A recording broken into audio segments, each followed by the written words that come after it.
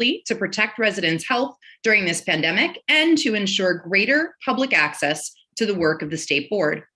Before we announce our quorum for the evening, I have the honor to swear in a new member to the State Board. Navaeh Bright is joining us as a student representative and our fourth student representative this year. If everyone except Navaeh will please turn off your cameras temporarily, I will administer her oath of office.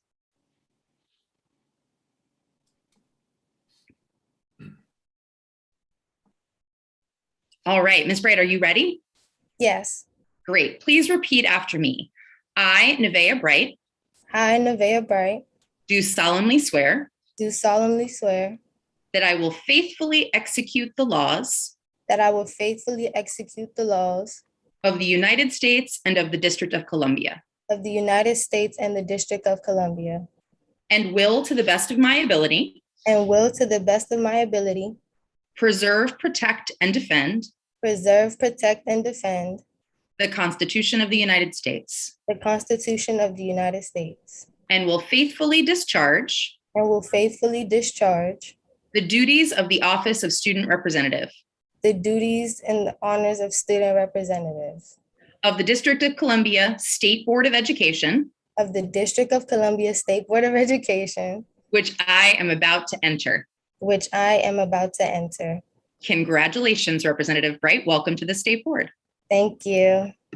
We are delighted to have you. And I know we all had that same feeling of, my goodness, this is a lot to repeat in sequence. You did a fantastic job. Thank you. The roll will now be called to determine the presence of a quorum. Mr. Hayworth, please call the roll. Representative Gasoi. Present. Representative Chang. Representative Chang. Representative Wattenberg. Representative Wattenberg. Present. Representative O'Leary. Present. Representative Parker. Present. Representative Thompson. Present. Representative Reid. Present. Representative Patterson. Present. Representative Lopez. Present. Representative Johnson. Representative Johnson. Representative Birnstad. Present. Representative Bright. Present. Representative Sutter. Present. Madam President, you have quorum. A quorum has been determined and the State Board will proceed now to the business portion of the meeting. Members, we have a draft agenda before us. Are there corrections or additions to tonight's agenda? Okay, seeing no changes, I would entertain a motion to approve the agenda. So moved. Is there a second? Second. The motion being properly moved and seconded, I will ask for the yeas and nays. All in favor, say aye. Aye. Aye. All opposed, say nay. The motion is approved. We now have before us the minutes of our February 2nd working session and the February 4th retreat. Is there a motion to adopt the minutes for both meetings? So moved. Is there a second? Second. The motion being properly moved and seconded, is there discussion? Seeing no discussion. Oh, did I miss discussion? Okay, seeing no discussion, the motion is on adoption of the February 2nd working session and February 4th retreat minutes. I will ask for the yeas and nays. All in favor, say aye. Aye. Aye. All opposed, say nay. The motion is approved. All right, good evening. My name is Jessica Sutter, Ward 6 representative and president of the State Board of Education. On behalf of the members of the District of Columbia State Board of Education, I welcome our guests tonight and our viewing public to our Wednesday, February 16th public meeting. It is being held virtually tonight, and the video of all of our meetings, including tonight's, are posted on our YouTube page at DC SBOE and rebroadcast on the District Knowledge Network. Tonight, we will learn about the school budgeting process in the district. While the State Board does not have authority over the formulation or spending of budgets at the school or LEA level, it is important for us and for the public to understand how these budgets are developed and the tough choices that school leaders are faced with to identify solutions for the long-term success of our schools and the students they serve. We'll also be considering ceremonial resolutions to celebrate and recognize the amazing work of school counselors, honor Black History Month and Black Lives Matter in schools, and recognize Digital Learning Day and Career and Technical Education Month. We are also celebrating Dr. Louise Jones, the principal of McKinley Technical Middle and High School. I also want to recognize tonight one of our own staff, Franco Astores, one of our SBOE policy fellows, for his service to the agency and to the people of the district. Francisco, known as Franco to most of us, Franco's fellowship comes to a close at the end of this month. And on behalf of the state board, I want to wish him good luck in his future endeavors. Thank him for his passion, dedication, and drive on behalf of the state board. Finally, the state board will also be voting on changes tonight to our committees to clarify the board's priorities, to make changes to committee membership based on requests from representatives, and for the first time, to permit our student representatives a voting seat in our committees. I am extremely excited about the future of the state board with student voice more fully at the table. Before we continue with the meeting, I would like to continue a tradition we've had over the past few years and take a moment to honor and remember the lives we've lost to the COVID-19 pandemic.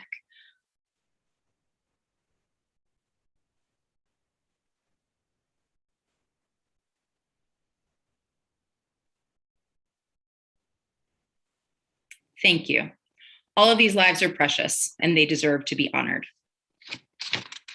I'll turn now to our state superintendent, Dr. Grant, for any opening remarks she has for us this evening. Good evening, representatives and board president Sutter. Thank you once again for allowing me to spend some time with you all this evening at your public meeting. I do want to take a couple of moments and apologies in advance for the length of my remarks. But I do want to provide some remarks on our statewide accountability system. I want to share some exciting scholarship opportunities that we've been announcing. And I want to close with a short update on our efforts to keep schools safe for in-person learning and give updates on our current posture as it relates to the COVID-19 pandemic. First, I do want to thank the board for their resolution outlining the recommendations to me and to OSSI relating to the STAR framework and the DC school report card. Earlier this week, I had the great pleasure of meeting with your leadership at our monthly meeting, and we discussed the timeline for proposing an amendment to our ESSER plan related to the statewide accountability system. This evening, I want to take a couple of minutes and provide you with a broad timeline for how we intend to approach this work. This month, OSSI will spend time reviewing the contents of the board's resolution. And at the March working session, my team will present to you all our response to that resolution.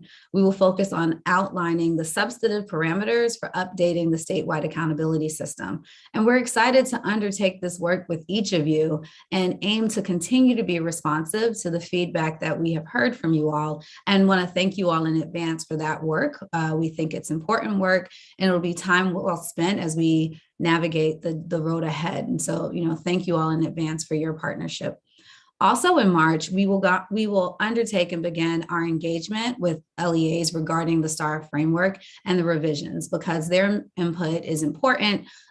It's just critically important that we spend time engaging with our LEAs. We're also going to begin engaging with other external focus groups to gather feedback.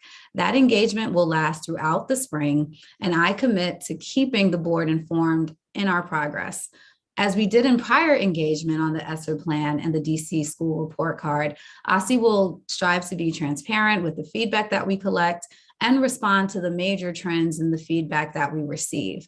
We will continue to be straightforward with you all about what we can do, what we can't do, and our rationale as to why we're making the decisions that we're making. In June, we will finalize our ESSA amendment and post it publicly for comment.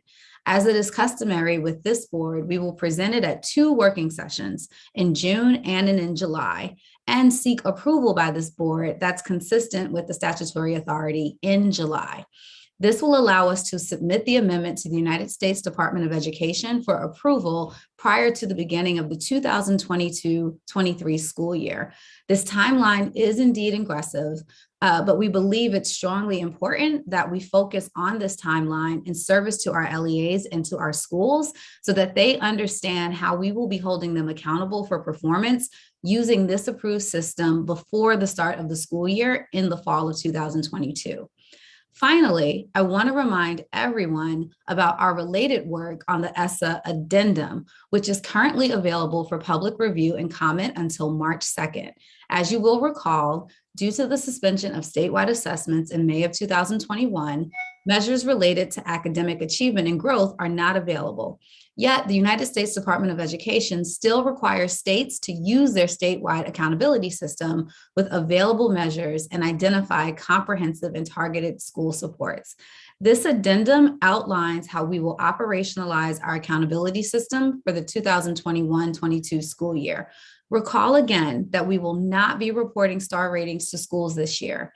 I encourage you and your constituents to review and provide feedback on the addendum, which you will find on the OSSI website, and public comments can be sent to DC School Report Card at dc.gov until March 2nd, 2022.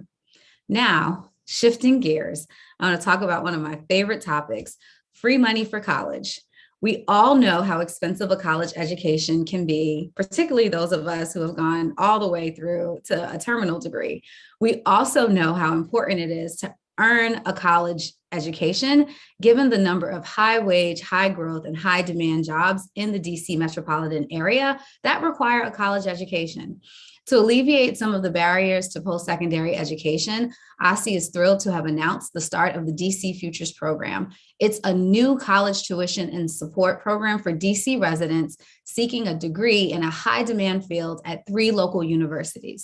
This program provides support and assistance for DC residents who are seeking a high-demand career field in information technology, health science, and education. At 3 local universities, the University of the District of Columbia, its community college, Catholic University, and Trinity Washington University. These scholarships are up to $8,000 per academic year and can be used to cover tuition, fees, and other costs of attendance. What also makes this program unique is it includes a required college coaching program and the ability to request emergency funds that can be used if students find themselves in an economic jam. Many of you know that I'm a first-generation college graduate, and when you think back to the realities of pursuing your first degree, coaching, emergency funds, scholarships, all of those things equal not just going to college, but finishing. The application is currently open. We are so excited to share this opportunity. I hope you all will share it with your constituents. And the application is going to remain open until August 19th of 2022. I don't want to forget some of our tried and true scholarship programs that currently exist and will continue to exist. The DC Tuition Assistance Grant, lovingly known as DC TAG, pays the difference between in-state and out-of-state tuition up to $10,000 annually at public colleges and up to $2,500 at private colleges in DC and private HBCUs nationwide. And again, the Mayor Scholars undergraduate program provides needs-based funding for eligible DC residents earning their first associate's or first bachelor's degree at select colleges and universities. Again, these are amazing resources. We really do hope that you all will spread the word. More information can be found on OSSI's website. And I do hope, again, that the board will share these potential life-changing opportunities with their constituents. And shamelessly, I would really appreciate if you all left no dollars on the table.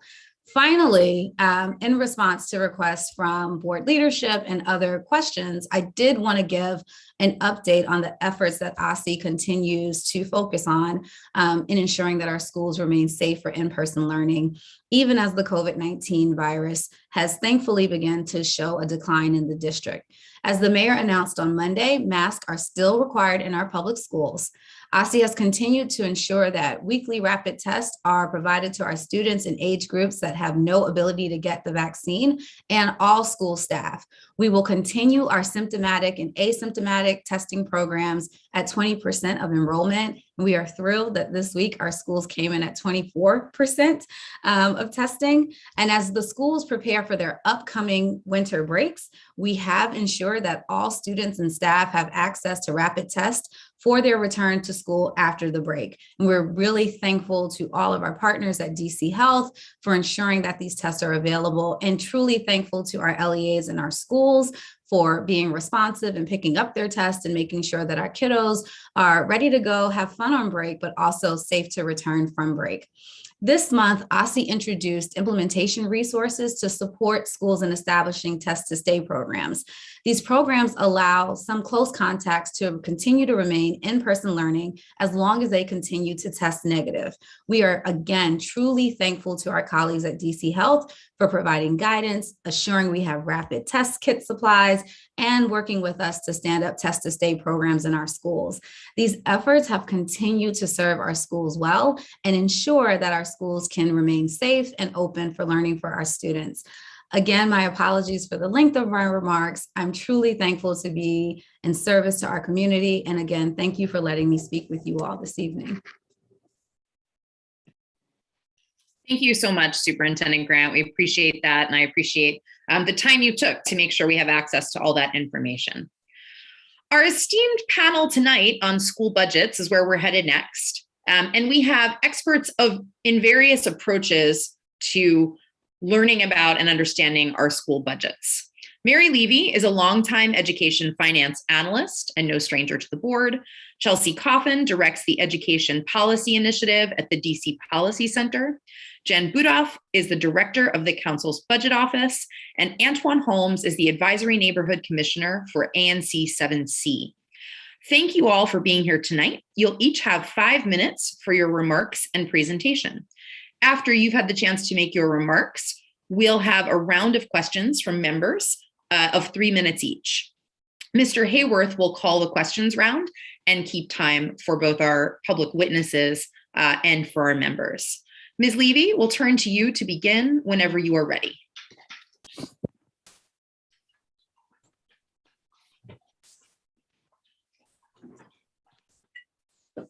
Good evening. I'm Mary Levy, and I have been doing local school budgets for 30 years in DC. The DCPS new model for next year on local school budget allocations is a blend of 4 different methodologies. The new part is student-based budgeting. It's a base amount for every student in kindergarten through grade 12, plus add-on weights, which are percentages of the base applied for subgroups of students with extra resource needs like early childhood and special education. The second part, which is old but considerably reduced, is staff positions that are assigned to schools, like principals and librarians, or that are assigned by numbers of students. For example, 400 middle school students generate 1 counselor position.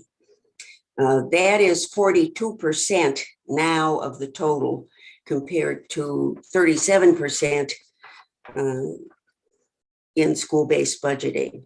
The third revenue stream is special programs and specialty schools, and that goes to 65 out of 115 schools.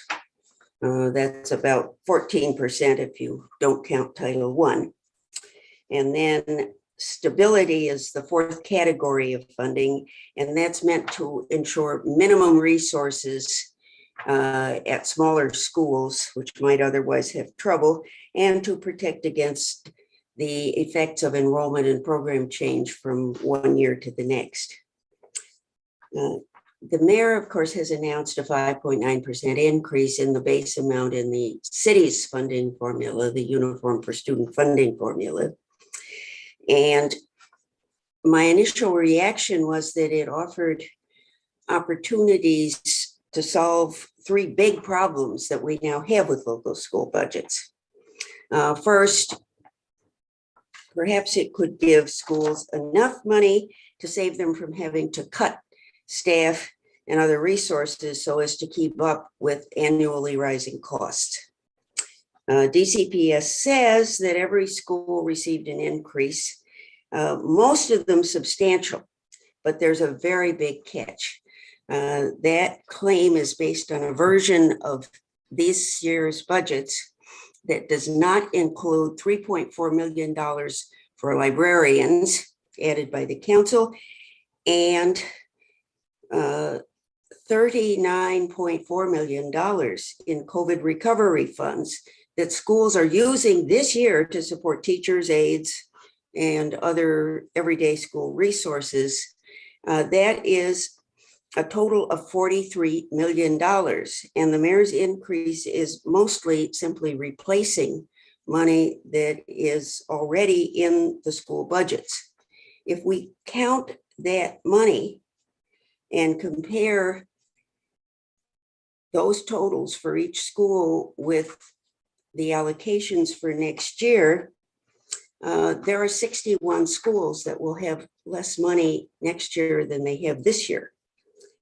And that doesn't account increased cost. When I updated this year's budgets to next year's prices, I found that 77 out of 115 schools didn't have enough to maintain their current staff positions and other resources. So this is why we are hearing schools reporting that they are cutting staff and other resources despite the increase. The second important opportunity was to improve equity in per pupil spending for general education. General education is services provided to all students, and you calculate the amount of funding as that which remains when you filter out special needs funding.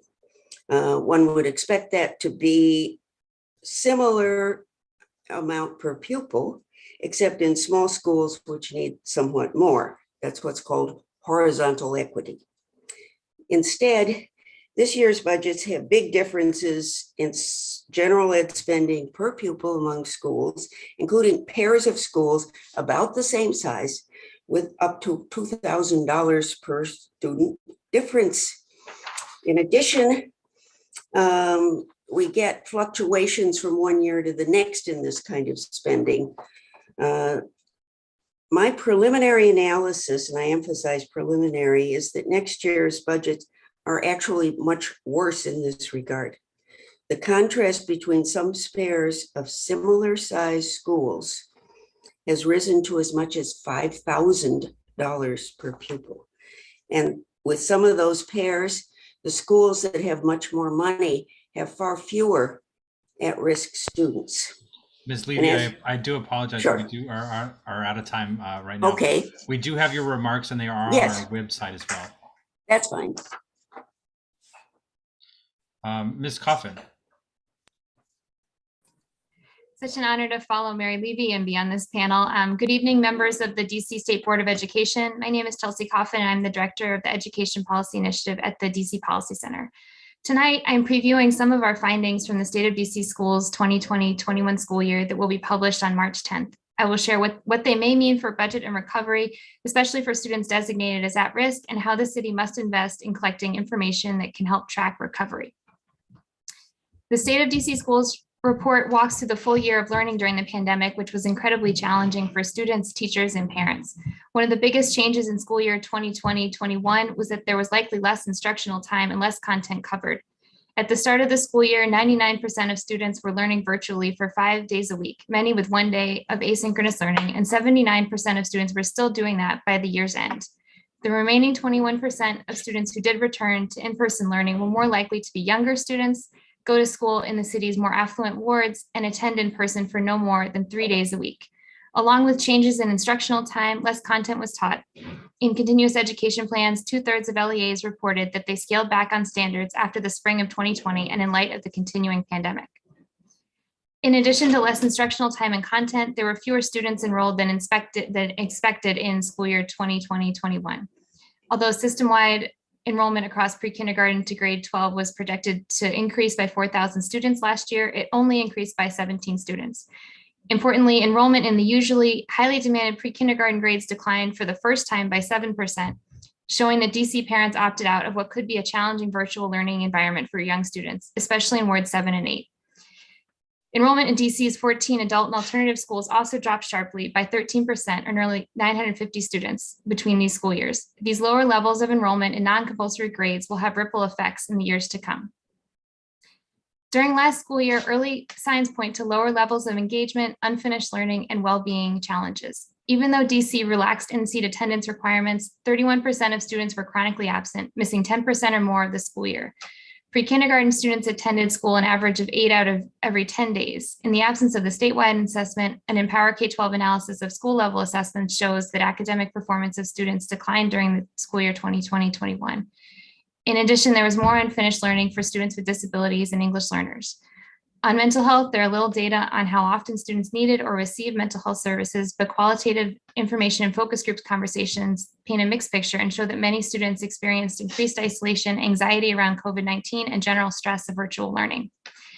The year of school during the pandemic often had disparate impacts for student groups, especially and relevant to the budget for students designated as at risk. First, there was an increase in the percentage of students designated as at risk to 45% compared to 43% in the previous year.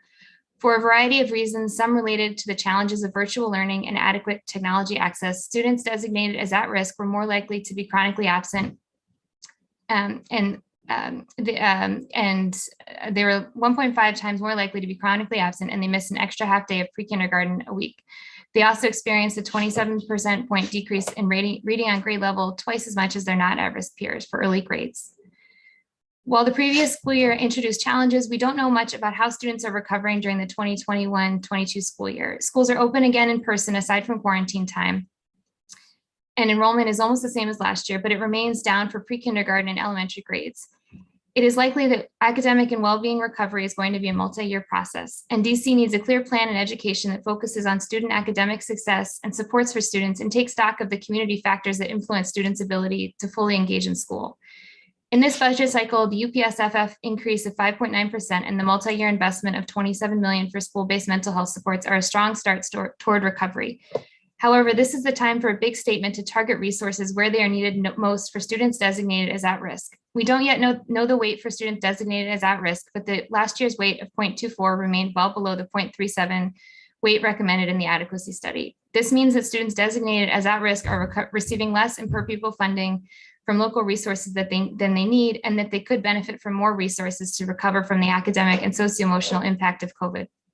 In addition to completing learning assessments, DC should consider regular system-wide surveys of students, parents, and teachers to take the temperature on issues like trust in school, job satisfaction, well-being, and others. Thank you for your time. We need to focus on equitable recovery in the years to come and invest in collecting information that can help track these outcomes. I'm happy to answer any questions you may have. Thank you very much. Ms. Budoff. Hello, everyone. I have some slides to present. Am I able to share my screen? You should be able to share your screen. Let me know if it's a problem. Okay, fantastic.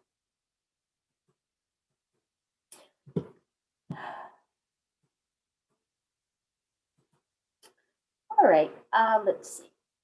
So while I'm pulling this up, my name is Jen Budoff, and I am the budget director for the DC Council. And let me see.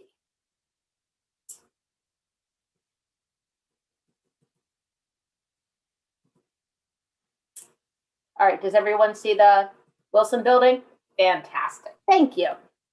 You know, we've been doing this for 2 years, and every single time it's like the first time I'm presenting on a public meeting. But anyways, thank you so much for having me. I'm Jen Budoff. I am the budget director for the council. I've been in this position for a number of years.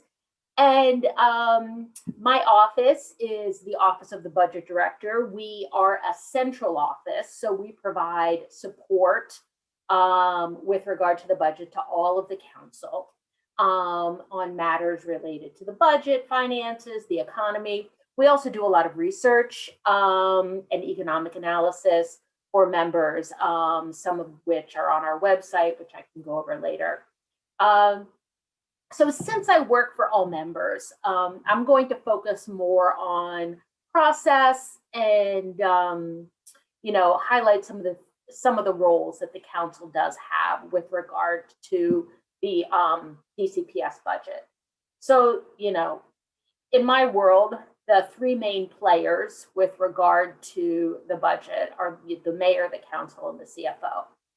The mayor, it's her job to propose the budget and submit it to the council. And when she does that, as you all know, she goes through her entire school budgeting process, puts out her preliminary budgets, and then her proposed school budgets are a part of the budget that comes to us on March 16th. Now, once the council gets the budget, we have 70 days to review it and to approve it. And we review, adjust, approve both the operating budget and the capital budget for the schools. And then the chief financial officer, their role is to make sure that both the council and the mayor have not spent more money than we have. So in terms of the budget, a lot of times, we hear mayoral control of the schools. What is council's role with schools and school budgets? Schools are still a district agency. So we do have oversight and responsibility for DCPS's budget. In particular, the funds that we focus on are our flexible local funds. So the local UPSFF for schools for school year 22 was just shy of $1 billion. The different federal funds are funds that we have less control over and come with strings from wherever they're coming from. We do make, modifications to the school's budgets. For example, in 22, we reallocated funds to make sure schools would have a librarian. In FY20 and FY18, we added a lot of money, over $7 million, to the UPSFF to increase the amount of money that was available for all schools. And on the other side of the ledger, there is the capital improvement plan.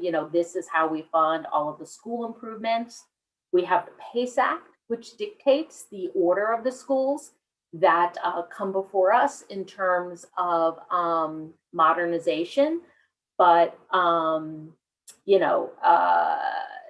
the council doesn't, when the council works on the capital improvement plan, our role mostly and how the council mostly approaches it is to add additional resources to the CIP instead of rearranging it. And if you take a look at it, this is the approved CIP for the 6 years. We're at roughly $300 million a year, which is a lot less than what it has traditionally been over the past few years. And I know I have a couple of seconds left. Real quick, budget comes March 16th. First budget vote, May 10th, second budget vote, May 24th. We encourage everyone to come and testify on the school's budgets. And again, I'm available to answer any questions as we move forward. Thank you. Thank you very much for being here. Mr. Holmes. All right. Good evening, everyone. Yes, so my name is Antawan Holmes. I am the chair of ANC 7C as well as the co-chair for the Houston Elementary School LSAT team. As a parent of a DCPS student, I've always been interested in the finances that's been going on there. So for the last 5 years, I've been volunteering on the LSAT team. And here's some of the takeaways that me and my fellow LSAT members have seen by going through the process. And one, there's definitely not enough lead time in terms for the LSAT team to be able to digest all of the requirements necessary to formulate the budget. It tends to be a sprint. It kind of starts in October when we start having that first meeting with DCPS executive team to kind of go over what our school wants. And then a lengthy amount of meetings from DCPS to go over what the quote unquote budget formula will be for that particular year, then ending with a spreadsheet that is used to formulate it. This all really happens in a very quick session because LSATs tend to only meet once a month. So by the time you've gone from October to February, you've probably met 5 times to go over some very lengthy issues.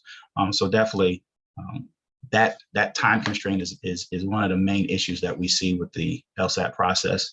Second, I'd say that when you're actually going through the process itself and you're going through the worksheet that they usually are providing you to be able to do it, it comes down to using like maximum salary numbers for administration and teachers, categories like L1, L2, L3, things that can be, things that are protected expenses versus things that are actually can be moved around a little bit for your funding needs. And again, in trying to match all of those fundings with all the needs, tends to be a very particular process, especially again, like I said, dealing with that time constraint. And then finally, what we tend to see is the big issue is that you'll have to deal with funding priorities of certain things that are thou shall do, thou must do. So think about the online programming fund that you have to pay. Central may pay part of it. The schools have to pay the rest. If it to get to us, if it's thou shall pay for it all, but schools end up having to take little bits of their budget to be able to address some of these issues. And ultimately at the end, you still have those fights about whether it's going to be, we're going to pay for this, do we not have money for a librarian or a science teacher, et cetera. We're constantly having these types of discussions to determine what can we fund with all of these various different categories of funding. So just overall, some of the biggest things our takeaway from it would be is that, why is this process not a year-long budgeting process?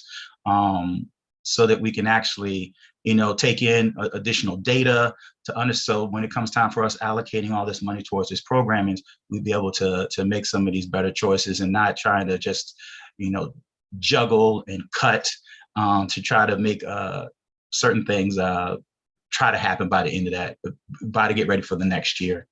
And I'll just leave it at that. If y'all have any questions, I'm available. Thank you.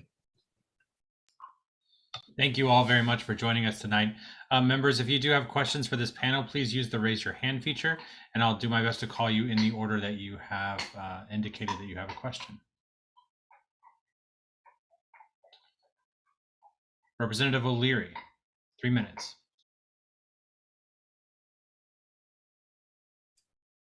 Good evening, everyone. I'm an English teacher, so y'all are way above my head when you're talking about budgets and finances and different things like that. The question I have for all of you, or either any of you, is it sounds to me like the budget process needs to be changed. And why can't it be changed?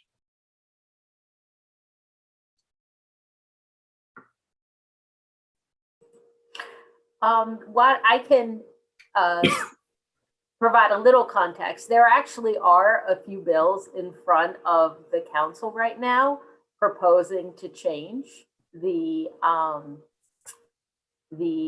school budgeting process. So if you haven't taken a look at those, that might be interesting.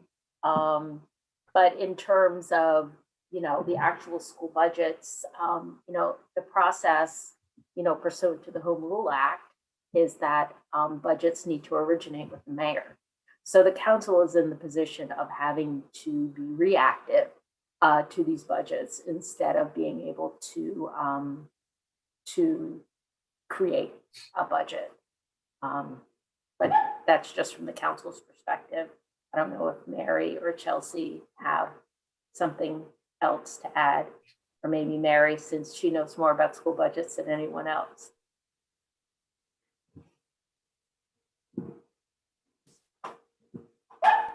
Ms. Levy, I believe you're on mute.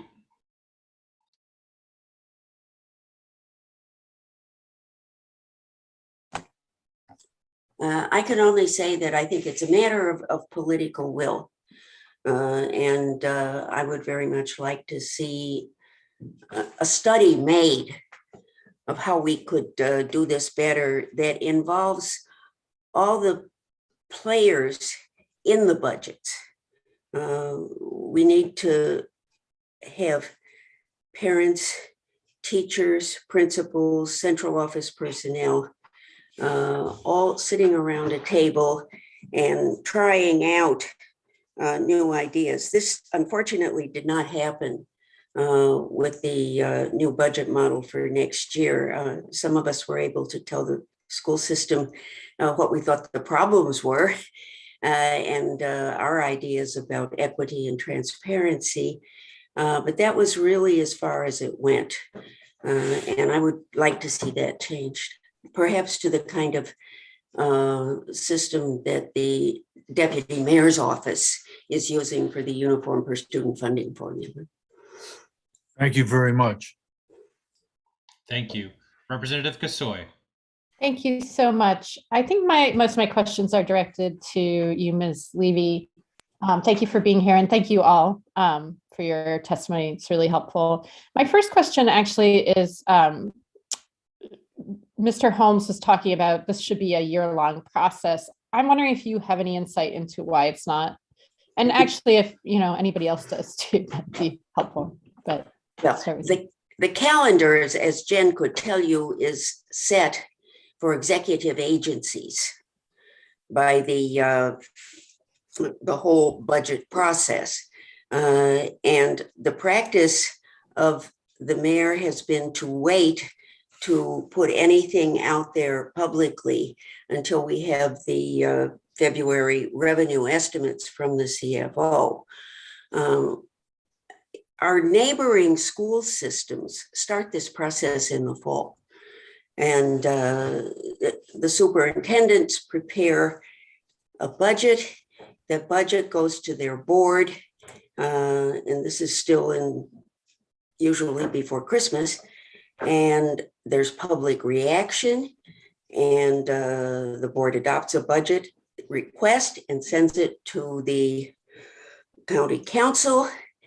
And maybe they get all they want, and maybe they don't, and have to make some adjustments. But it's a much more leisurely process. And in terms of just the methodology, when we had student-based budgeting in DCPS before, we had a working group that met every month to talk about problems and how we could do things better and to get more information.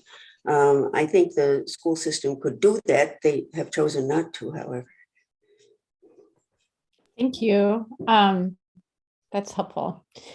Actually, so my other question, Ms. Budoff, you may be able to answer this as well if you're willing to I was going to ask what is in the bills that you mentioned that this new budget from DCPS doesn't address. You have 43 seconds. I could speak about it at a very high level. However, both bills were introduced by Phil Mendelson, by Chairman Phil Mendelson. And he would probably be the best person, but they're basically two bills that address how school budgets, the variability and what Chairman Mendelson says is the instability in school budgets from year to year. So his two bills are two different ways to approach providing greater stability in individual school level budgets from year to year. And I do more than these two. My time's up though. Yeah. Sorry. Thank you very much. Representative Reid. Ms. Budoff, do you want to finish that statement about year to year, and then I'll get into my questions. So I think it was a good thing to finish on. Oh, sure. Thank you. I was just going to say, I think that he has some fact sheets and some information on his website. Okay. Thank you. So questions to kind of keep the conversation going about changes. Any concrete recommendations for the LSAT process in regards to revising that? I know Mr. Holmes or anyone else.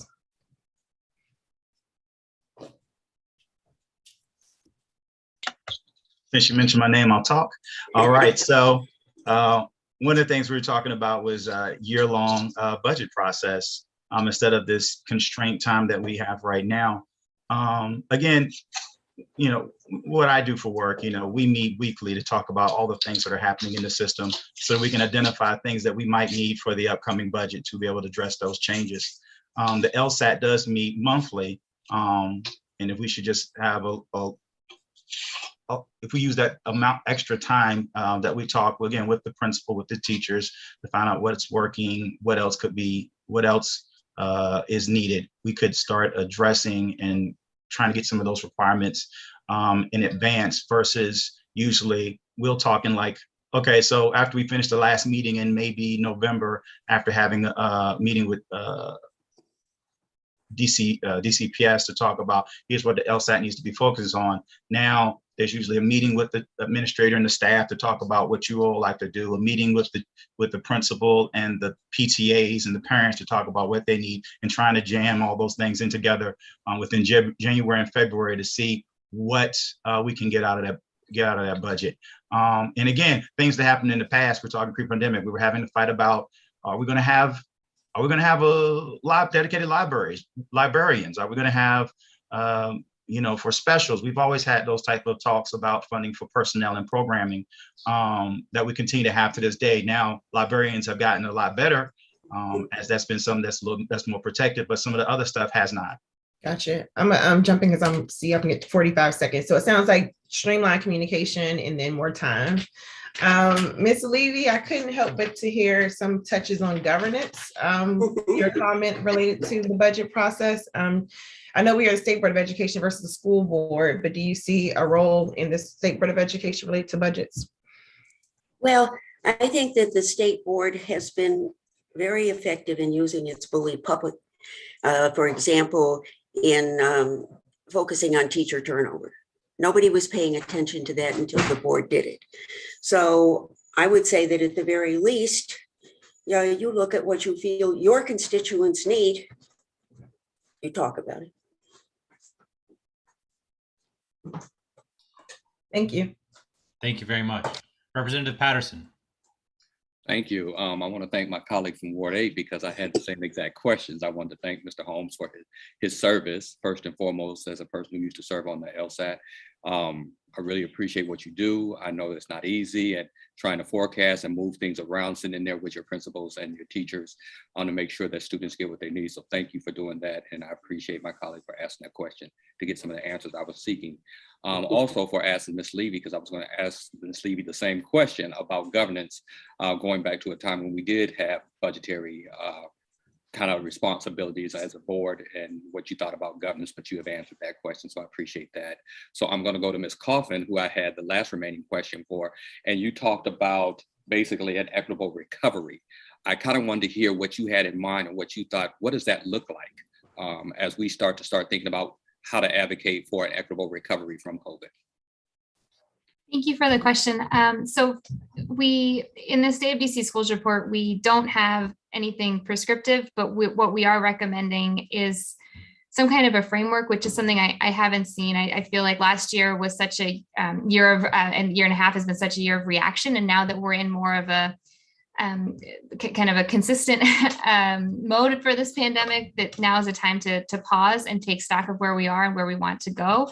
So our report advocates for recovery metrics in 3 areas: student academic success, thinking about learning outcomes, thinking about the transition to post-secondary and career, also thinking about the supports that students need, students with disabilities, English learners, also mental health supports, and thinking about teacher morale and tracking all of these things in new ways. And then when we think about community factors, thinking about community safety, which came up a lot in our focus groups and other conversations around the city about COVID, and also around parent trust in schools, thinking about enrollment declines and also just other conversations. So we're thinking about how this can be tracked through metrics that are currently in the system publicly, but also a survey that happens every year that's comprehensive across both sectors. Thank you so much, Ms. Coffin, and I give back the remainder of my time. Thank you very much. Representative Thompson. have a couple questions, but we'll see how much I get to.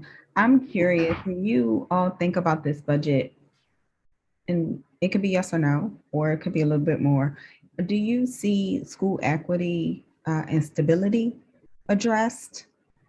Like your initial reaction, like yes, no, and Mr. Holmes, this can be for you at your school level, but for the other panelists at the district level, do you feel like these changes have addressed those things this year? Well, this is Mary Levy, and I say absolutely not. I'm very disappointed. I had hoped for much more.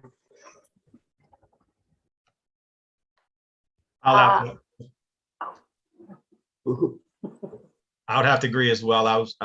We were going over the budget actually a couple of days ago before this, and I asked for the information in terms of the weights. That was the one thing that was saying that this is how it's going to be different this year. And looking at the weights of 0.3% more of this and a couple more dollars over this, I'm like, this is really not getting to, we're talking about a lot of schools over here in 7-8 are at-risk Title I schools, and it doesn't seem to really mean that much more financially to address those matters. All right, and all I was going to say is, when the council does receive the budget, this is going to be a priority of all of the members, and while the members are, reviewing the budgets, they'll definitely need the input from, everyone on this call and parents, people in the community, to better understand the problems and what we should fix. So, I've been doing this for a number of years, and I can definitely say that council members do want to hear specifically what these concerns are, so we can try and address it. And I would just add that I was expecting, based on the disproportionate impacts of last school year, some announcement on the weights, particularly for students designated as at risk for the UPSFF. And that was surprising to not see at this stage, to better target resources towards students who need them most. And with my last 30 seconds, since you mentioned targeted resources, I'm curious, and this is mostly for Ms. Levy and Ms. Coffin, the funds that we've received as far as ESSA and ARPA, are you all seeing any trends or transparency around how those are being used? Afraid not. I haven't seen anything in the last several months. I think there's another round of reporting that was due at one point in January, but I'm not sure what came of that. Thank you.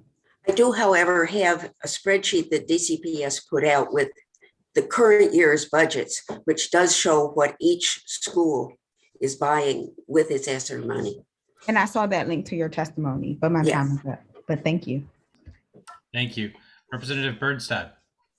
Hi, thank you all for your time. I had two quick questions. First, for Ms. Levy, I just want to make sure I'm understanding this right. Is there anything, I know we talked about specific things that we could or should address, but does the issue lie more with the funding per student formula, or is there an issue with the too much restrictions on the way the school spends the money, so it looks like they get more when they actually get less for certain things? Can you just kind of touch a little bit more on that? Well, I do think the school system needs more money, but many of us are not happy with the way in which they spend it. I do an analysis every year on how much is in central offices, by which I mean people who do not interact with students, who are not in schools. And we have twice as many of those people as we had when we had a lot more students. So I think we could do with less. Okay, thank you. Okay, thank you. And Ms. Coffin, I just had one question for you. So I know you mentioned, or at least in your written testimony, it said about investing in collecting information to track outcomes. Would that just be from the system-wide surveys that you mentioned? Or would there be other ways to track that so we can use information that we already have? That's a great question. I think a lot of the metrics that we're proposing in this State of DC schools, I don't know, maybe half of them are from the the school report card data already. I think there is value to bringing in some information about what's other community factors to think about education holistically, because I feel like those lines have been so blurred, especially in the last year. I also think there's some value in investing resources in a survey to track perceptions, and then in addition, following up on some other work that we've done that we did this fall on measuring early career outcomes for high school alumni, thinking about how we can track students if they go to college, but also when they're entering their careers, what they're earning in those first opportunities and other credentials that they might earn. I think that's really important, especially because high school students have, by some metrics, had a really challenging couple of years during the pandemic. Okay, thank you for that answer. Those are all my questions, so I'll cede my time. Representative Parker. Thank you all. Ms. Levy, you talked about one big bucket of funding was around stabilization funds. And you also discussed that we're falling quite short in that category. Is there a figure or a goal that we should be looking for, or a magic number that would get us more towards where we should be so our schools were not losing money? Or I should say spending power, and I think you're muted.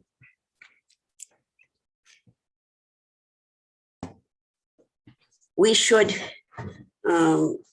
really look carefully at how we're spending the money we have first. Because when I look at the money that is in the so-called stability category, it's 5% of all the budget. And it is not being dedicated to helping the schools that need it most. Yeah. I have no idea how this happened, but it is what happened. And I think we need to look to try to level up. You know, we have schools that have more money than other schools.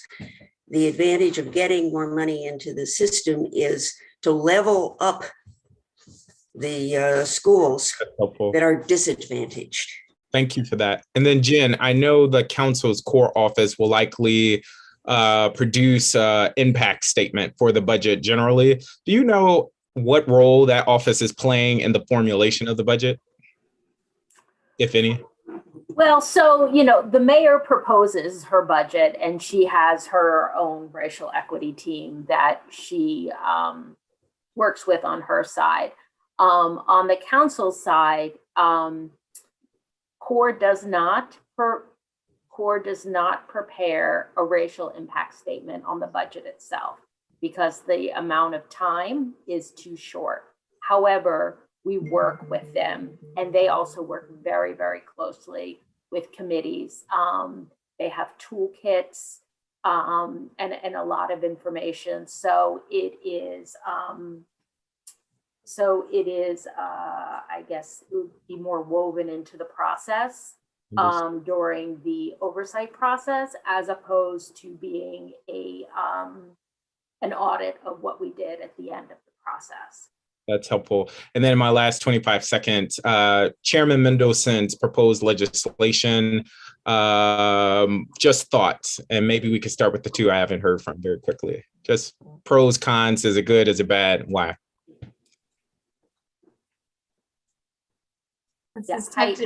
Yeah.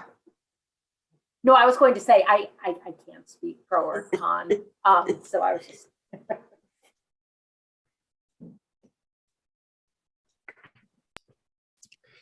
Well, I think that's my time, but we may have a second round or. May I yield my time? I'd love to hear that answer. Thank you, Representative Chang.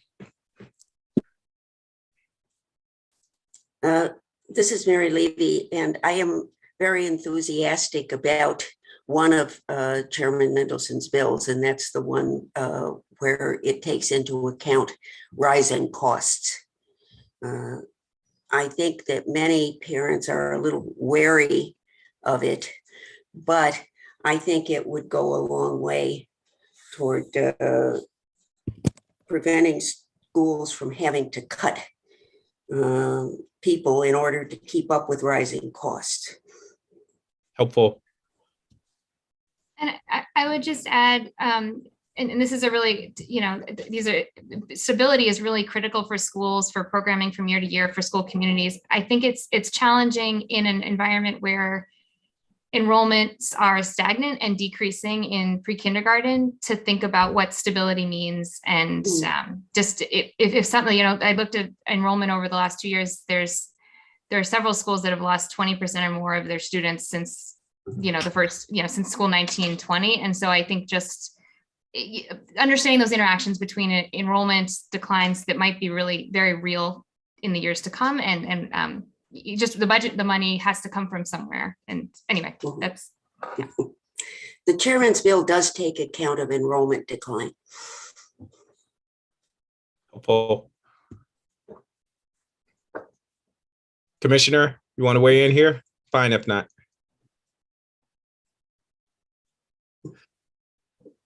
And I think you're muted if you're speaking.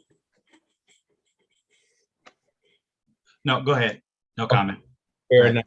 Well, I will use the last minute. This is a luxury. And Ms. Coffin, I will come to you. We know that we don't have longitudinal data systems that would allow us to track certain data points over time. So what metrics would you recommend that we look at as a city to know that we're spending our money in the best ways possible, outside of obviously student achievement gains? Are there other things you would recommend we look to over time to say this was a good investment? I think this is a really tough question. We all want students to be successful and well-rounded, and in terms of mental health. I think in terms of school and academic outcomes, what I think too, and what we thought about a lot for our paper on measuring early career outcomes, is just how students are doing, alumni are doing in their early careers, when they're in their 20s and 30s. Are they financially stable? Do they have the credentials and the degrees that they need to be, just to have that stability? And so I would love to see some longitudinal data on earnings as a proxy for that stability, and also think about ways we can pull in not just college, attainment, but also think about credentials and other opportunities that our workforce development programs and adult public charter schools offer. Thank you all. Thank you very much. Representative Lopez.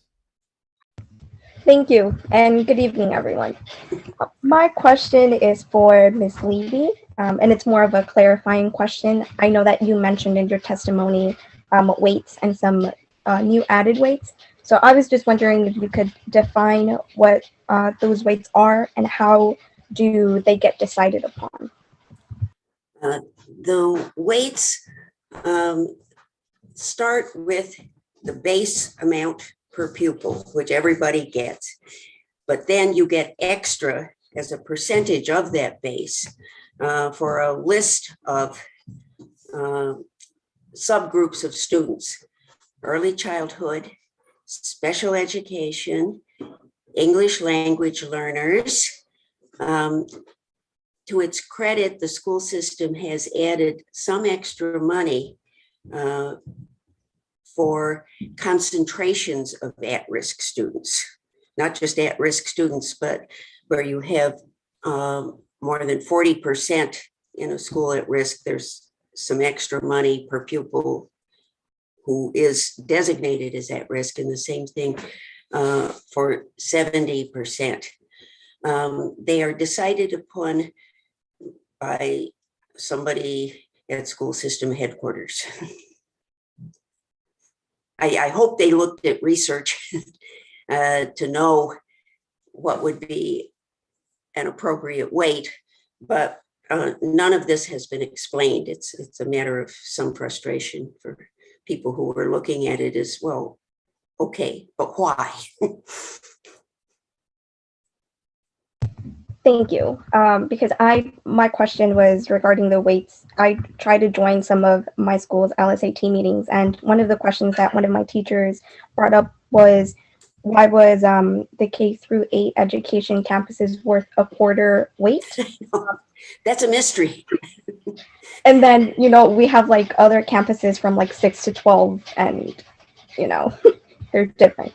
Yes. But thank you. Thank Yes. you. I really appreciate the insight. And I yield the 44 seconds left. Thank you very much. Representative Wattenberg. Thank you. I don't know if I get those 40 seconds, but if I do, thank you. But we have a new budget model in DCPS, and people have been begging for this for a while and talking about all kinds of problems in the DCPS budgets for a while. And we were hoping, as Ms. Levy said, that this new model would show us something good in there. What I am hearing is two things. One is that last year's budgets ended up being relatively decent for most schools, basically because they were backfilled by COVID recovery dollars and eventually the librarians. This year, they're relatively good generally for most schools because they're being backfilled by the stability dollars, and maybe something else that I missed, maybe some ESSER money. But it sounds like what you're saying, well, let me say, what I have been hearing from people in schools is that this year's budget looks reasonable. People that I have spoken to don't seem to be losing staff, although it's frankly a little bit unclear. But going forward, what they see is something shifted in the model, which was already inadequate, such that in years going out, they're losing many teachers. We're talking, many schools with multiple teachers. So I guess my first question is, does that fit with your understanding? And then second, either in this round or if we get a second round, I just want to sort of hear what you deduce about the new model from what we're seeing. The new model turns out to be plus ça change, plus c'est la même chose. It's not that new because it's such a blend of things, 63% of it is what they were doing before. It's not that new. The backfilling that's going on is very uneven. And that's unfortunate. And we don't know what the criteria were for deciding how much each school got in backfilling. And certainly the stability money, the backfilling money is basically for next year. And there is no promise as to what happens in the out years. And that's a very big concern among parents and community. It is something that Chairman Mendelson's bill addresses because of building from prior year's budgets and protecting what's already there. Thank you very much. Members, that is the end of our round of questions, except for President Sutter. And I believe we will have one more maybe lightning round of questions after this, which means you will each get 1 minute for the next round of questions. So President Sutter. Thank you so much, Mr. Hayworth. So my first question, and this has been fascinating. I hope it doesn't sound dense. This really is a question for Ms. Budoff and Ms. Levy. If we don't have weights yet, as Ms. Coffin notes, for the at-risk, how does DCPS know to give $2,683 per child at risk in the budget worksheet? Oh, they do know. So they know that our at-risk is roughly $3,000 per kid, because that would be 90% would be roughly $2,700. It hasn't been announced yet, but apparently they have been told. And they have been good about following the law that the money should follow each at-risk student in the same amount to each school. Okay, so back mapping though, that goes to you, Ms. Coffin, that works out to be roughly like a 0.25 weight on the total amount of like $12,000 per child. I'm doing back of the envelope math because I don't have the exact numbers in front of me, but that is still 0.13 less than the adequacy study, which is now how many years old? Yeah, so we really should be looking at a significantly larger weight is what it sounds like would be a large recommendation. Okay. But then it's also really important to ensure that that money actually follows the student to the school and is not used to supplant other resources, that it's actually used for additive services that those children need instead of just swapping funds that should have already been there. Mr. Holmes, I see you nodding along there. Are there things that you would recommend from the LSAT perspective to either make that easier for schools to do or to ensure that that's possible for schools to do?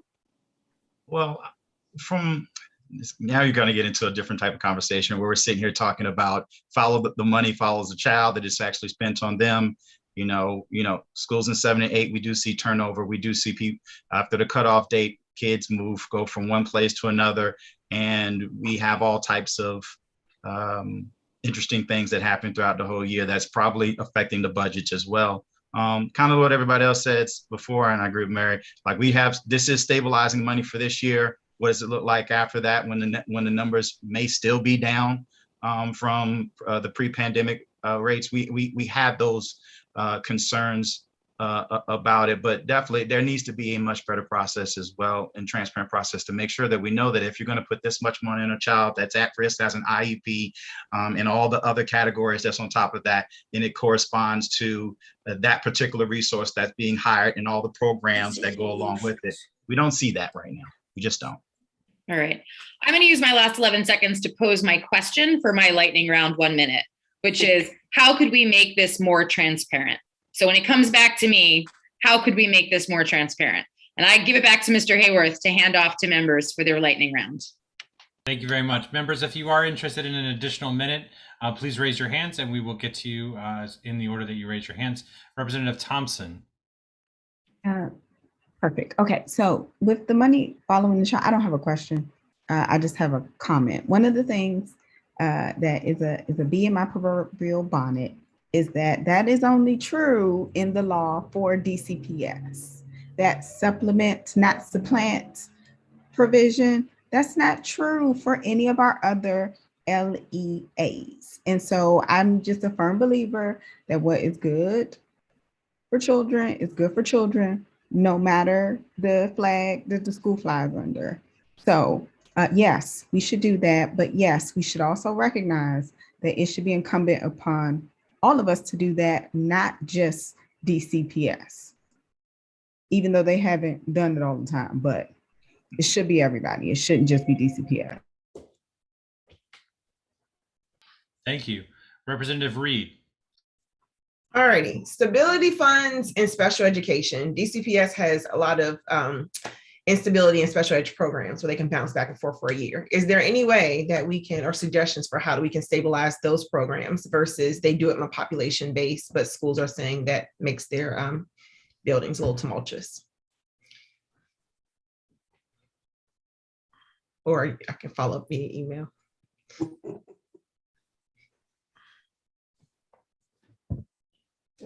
Thoughts? I'll follow up via email. Thank you. Representative Parker. I am yielding my time to President Sutter because I want to hear that response, and I imagine people will have a lot to say around making the process more transparent. There are school systems elsewhere in the country that do it. Go take a look at their budgets and see how they do it. There are experts who work on this. And when DCPS used to have student-based budgeting, it was clear. I think we didn't really try this time. In terms of transparency, one of my biggest frustrations is that there's always a different set of numbers when we're looking at school budgets. You get the initial school budget and then it's revised, and what is in the budget books doesn't match with what is in DCPS's system, because they then count some of the school support as a part of the school budget, but it's not that way in what we receive, and it is almost impossible to split out school support from what's in the schools. And then there are the actuals at the end of the year. So if there was a way, and there has to be a way, and I know that this has been a frustration of council members for many, many years, is that there is one set of budget numbers that we can follow throughout the entirety of the process, instead of a different set based on who the audience is. Thank you very much. Representative Wattenberg. Yeah, so this is again to Ms. Levy. So again, I'm trying to understand what's going on with the budget model. So let me throw out a premise, an idea, and tell me if this is close to true. That when I was looking at what DCPS sent out, they're saying in response, I think, to all the criticism that lots of people have raised, is that this year schools are getting all the funding they need for their at-risk students, and they are to use it for their at-risk students. So that takes care of this problem that we've had in the past. At the same time, they're lowering the base rate. So the amount of dollars that the school has is, as I say, it was like it was 1 year ago, 2 years ago. And that's now true at all the schools, that it's take with one hand, give with the other. Is that fair? Is that what's happening? Mute. The supplanting used to be done by the central office directive. Now the job has been turned over to the principals, who will probably have to use at-risk money just to fund art teachers, music teachers, attendance counselors, et cetera, for those schools that don't have enough money. Except they're told that they can't. So I don't know how that's going to work. Thank you very much. Representative Gasoi. Did you want to finish your thought, Ms. Levy, or were you done responding? Sure. I asked the question at a public meeting as to how the school system was going to determine whether the school budgets were supplanting. And the answer was, that's a challenge. They need to get something in place, and I hope the council will direct them to do so. I actually was going to ask about that as well. And I guess I'm just wondering, you mentioned other districts or states that are doing a good job on other things. Is there a model we can look at? I'm sure, or is it really just a matter of not having enough? No, I think we can find it. I haven't looked at other school systems' budgets lately, and these things do change from time to time. So I'd want to find one that's current. But there are people all over the country who study education cost accounting. There's a whole research literature on it. It can be done if anybody is interested in doing it. Thank you. Thank you very much. President Sutter, to close out. Yep. Ms. Coffin or Commissioner Holmes, any comments on transparency, what we could do better? I think for me, just in the immediate term, I would like more information about the spending of ESSER dollars and recovery. I think knowing how those funds are spent and who is being impacted over these next couple of years will give us a better sense of what's going to happen when they're not here in a couple of years. And again, kind of talking about what's going to happen after the stability year. And again, finding that model that actually truly addresses the equitable issue of being able to make sure all these schools have the proper programming and the fundings, and the funding is following the child. Great. Thank you so much, Commissioner. I will yield my 11 seconds. Thank you for having this program. Dr. Leary, is that a question? Yes, it is. My question is there all the money that we got from the federal government, is there accountability for all that money?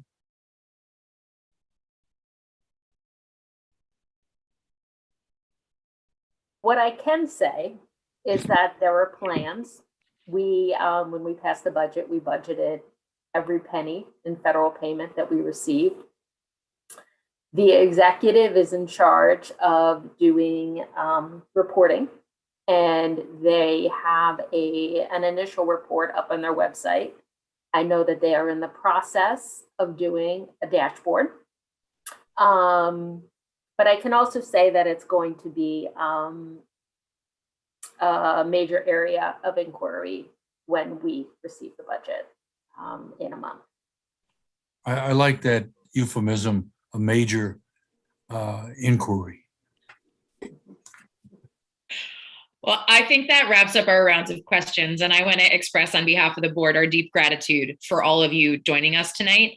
Budgets are extraordinarily complicated, but your expertise has been helpful, and I think you've also given voice to both us and to the public tonight into ways they could be less complicated and more transparent for everyone who needs to understand how our schools are funded. You may log out of the meeting now with our thanks, and we'll begin to welcome in our public witnesses. Thank you again for your time. All right. At every public meeting, we hear testimony from public witnesses on education-related matters. Your comments become part of our official record. If you, anyone watching in the viewing public, would like to speak at a future public meeting, sign up on our website at sboe.dc.gov or contact our staff by email at sboe@dc.gov. Tonight, we'll hear from 8 public witnesses, including those who have submitted written testimony. We will hold to a strict time limit of 3 minutes for our witnesses. While you speak, there will be a timer on your screen, and you should be able to see it if you set your view to gallery mode. After the public witnesses speak, we will pause for questions from board members. Members will have 2 minutes for questions for our public witnesses, and the 2 minutes, as we always do, includes both the question and the answer. Mr. Hayworth will call the witnesses in groups of 5, as well as, and he'll also call our question period. He'll also mute our witnesses or board members if they exceed their allotted time. Mr. Hayworth, you may go ahead and begin calling our witnesses. Looks like we have a small group here to get started. Ms. Blue. Yes, thank you. I'm here. Good evening. You may begin when you're ready. Okay. So hello, members of the board. My name is Leah Blue. I'm a parent to a 9-year-old who attends Harriet Tubman Elementary School in Ward 1. Tonight, I'm calling for reform of the process in place to inform parents of infectious illnesses found in our schools. Let me tell you why. My son, Micah, is known for his height and his beautiful dreadlocks. Micah started growing locks in 2nd grade, right before we went into lockdown in 2020. As residents of a diverse city, you know that to Black people, hair is not just hair. It is a major part of who we are. And 2 weeks ago, we were forced to shave his hair off. The situation began on January 22nd, when Tubman informed us that Micah had tested positive for COVID during a random test. Micah was fully vaccinated last year, but he became a breakthrough case. His quarantine began that day, with keeping him home and in his room away from the family. We tended him for days, administering his nebulizer to prevent complications from his asthma. He was lonely and there was nothing we could do. I wondered why we hadn't received notification. With every COVID letter we receive from the school by email, we're told that all close contacts of an ill child will be notified with instructions. Where was our notice? Clearly someone with COVID was close to my son. After 11 days, Micah was able to go back to school and to rejoin the family. At dinner that very night, I looked over at him and thought I noticed something moving in his hair. There were lice. We ordered lice shampoo immediately, but knew there'd be no combing out of this many lice from a head full of locks. So we had only one option. We both stood crying in the bathtub as I cut away his locks. After putting him to bed, I went to notify his school, and then I paused. A lice infestation of this magnitude meant he'd contracted the lice before his quarantine started. Not only was someone close enough to give my son COVID, someone had been close enough to give him lice. Again, where was my notice? During Micah's quarantine, if we'd been notified that someone in the class had developed lice, we would have risked the COVID exposure to ourselves to check his hair. We would have gotten lice shampoo earlier and maybe been able to save his locks. DCPS has failed my son twice. Of course, DCPS has rules to abide by regarding the notifications of illness. They've been very clear about the CDC's definition of close contact. However, when I asked Tubman to specifically contact Micah's class, both about his COVID and his lice, they did. And they did it without violating Micah's privacy. Can you imagine if my family had had the equal chance to be forewarned, just like I enabled the other parents in Micah's class to be? General letters to the school at large aren't enough. My son slipped through the cracks 2 times in a single week. It should be standard policy to immediately notify each class when one of their fellow students is ill with COVID or any other contagious sickness. There's one thing I've learned from my time as a federal employee: the regulated community can always do better than what's required by the law. Thank you. That's all I have to say. Thank you very much. Mr. Cuevas. Hi, my name is Armand Cuevas. I'm currently a Ward 5 high school teacher, and it's been a day. As you can see, I'm still in my classroom. A lot of things to talk about, but I want to focus this testimony on testing.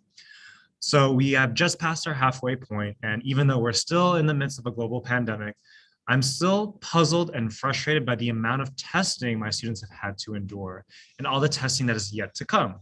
To give a small snapshot, in the 3 weeks of January that we had, minus the snow week and all the Omicron surge, my 9th grade students had to endure a testing mix of math ANET, which is an achievement test, math map growth, which is adaptive, meaning it changes based on what you get right, what you get wrong, English language arts ANET, English language arts SRI, and either a biology or history test that's also adaptive. And that's just like the DCPS mandated testing, not to mention you might take a test based on your elective classes or what that specific teacher wants. But like by the 2nd week or even the end of the 1st week, they were just exhausted. They were tired. They would tell me, we've been testing all day, Mr. Cuevas. And I tried to be responsive. I would give them breaks. I gave them some snacks. But even kids were missing a week or 2 weeks because they got COVID, or they didn't feel safe because of things going on in their neighborhood. So they would return on the last week of January and suddenly had to take 4 tests in one day, no room for reacclimation.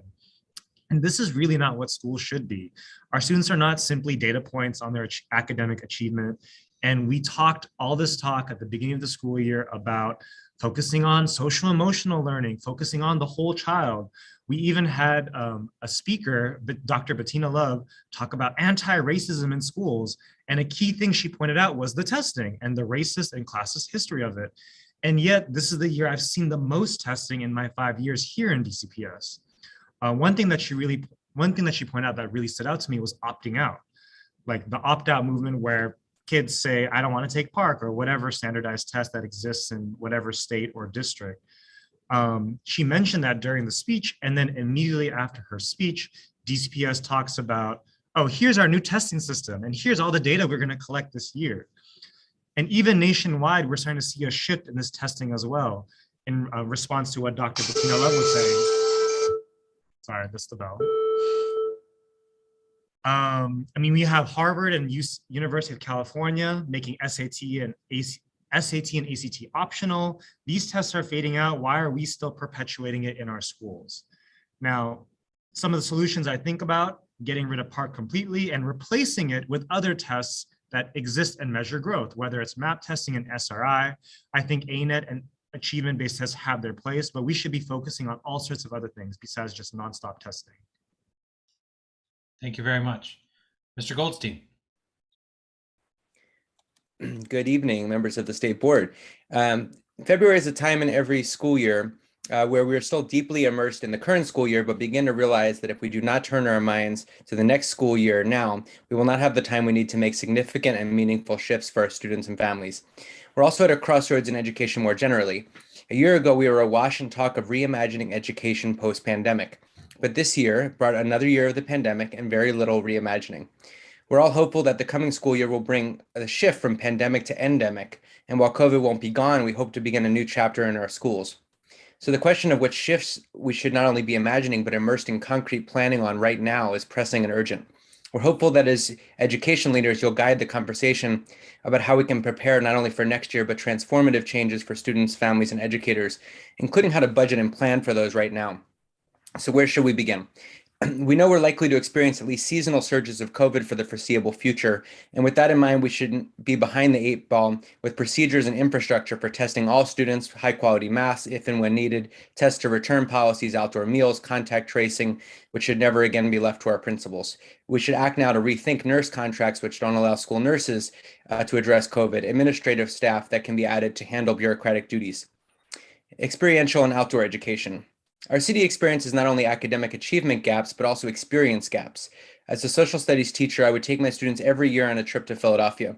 It was always a special time for me and for them, not because of the museums and the history we learned, but their first trip on a different subway, their first visit to a big city market, their first time seeing skyscrapers. Dreaming big dreams for the future begins with experiencing the wider world in an equitable way as a child, and we owe it to our students to provide high-quality field trips, experiential and project-based learning, outdoor education for all students, not just those who attend private schools and our more affluent public schools. We also have to think about staffing, which was a huge concern this year. We need to think about flexible scheduling. We're collaborating with teachers, principals, OSSE, the DME, and outside experts right now to envision potential models for flexible scheduling, including student enrichment days, which could be a huge win-win for students and educators alike. We hope you'll support our budget ask to the mayor and council for $6 million to pilot flexible schedules next school year. Charter school teacher pay. We ask you to extend your teacher retention research into this area. As of 2019, half of DC charter schools actually had starting teacher salaries below the DC living wage, as defined by the National Low-Income Housing Coalition. The salary needed to afford a studio apartment in DC. In our research, we've identified many single-site charters with director salaries approaching $300,000, while the average teacher salary is approximately $60,000. In some of these schools, every employee could get a $5,000 to $10,000 raise, and the executive could still make over $150,000 a year. If we care about retention in both sectors, we can't ignore this. Finally, we're proposing to the mayor and council to heavily invest in restorative justice training, student mental health, and expansion of community schools, new investments in literacy, and more in our FY23 budget letter, which we'll share with you as well this week. We look forward to engaging on these issues and others in the months to come. If we're serious about reimagining education, we can't be so immersed in the present moment that we miss the moment to truly make transformative changes. Thank you. Thank you. Ms. Payton. Actually, it's Mr. Payton. Mr. Payton. My apologies. No, you're fine. How you guys doing? My name is Aggie Payton. I'm a Ward 2 resident and a teacher as well in DCPS. Today, I'm just testifying to understand like what mental health resources are provided to students and teachers to support all that is occurring this academic school year. Been in education for 7 years at the current time. In every school that I've been at, I feel like there's been a lack of mental health resources for students and teachers as well. In most elementary schools, we're seeing that there's usually one counselor, one social worker. Sometimes there's outside providers, but they come sparingly. And there's servicing student population somewhere up from 200 to 600. And a therapist is only seeing like 25 to 30 people. So I'm just trying to understand like how does one counselor and one social worker provide adequate and allotted services to our student population, especially in the nation's capital, where students are facing a lot when we talk about mental health resources.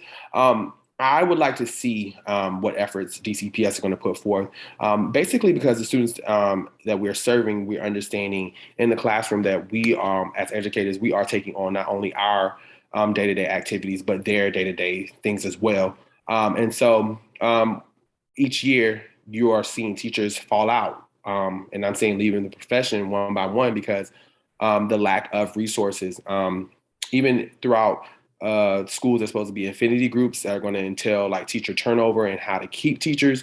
But how can we keep teachers if we can't serve students? I think that that's the bulk of my testimony today. So thank you guys for your time. Thank you very much, Mr. Payton. Ms. D'Angelo.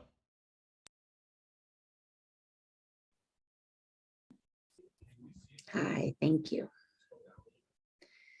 Thank you and good evening, Executive Director Hayworth, President Sutter, Vice President Thompson, and members of the State Board of Education. My name is Nikki D'Angelo. I'm a Ward 5 resident and DC Public Schools parent. I've been working in education in DC for the last 14 years, originally as an educator and now as a community organizer. I'm testifying on behalf of Democrats for Education Reform DC. I'm pleased to testify today about my own personal experiences in the public education system, as well as share what I've heard from community members across the district. I hope to offer unique perspectives, insights, and solutions. I'll begin by applauding the mayor for her proposal to increase the uniform per student funding formula to 5.9%, providing $38 million for school stabilization funding for both sectors and raising substitute teacher pay.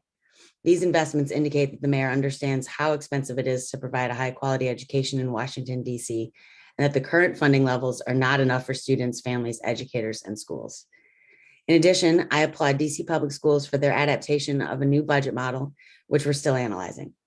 A student-based budget model seeks to place student needs at the forefront of how funding is allocated and should be based primarily on enrollment of schools and the need levels of those populations.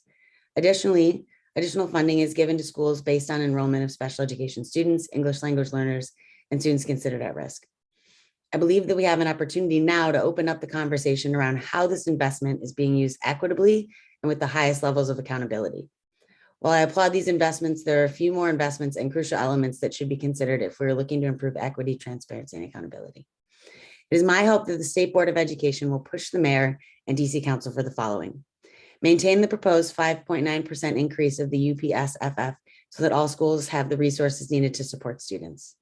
Fully raise the at-risk weight to at least 0.37 to provide greater support for students designated at risk.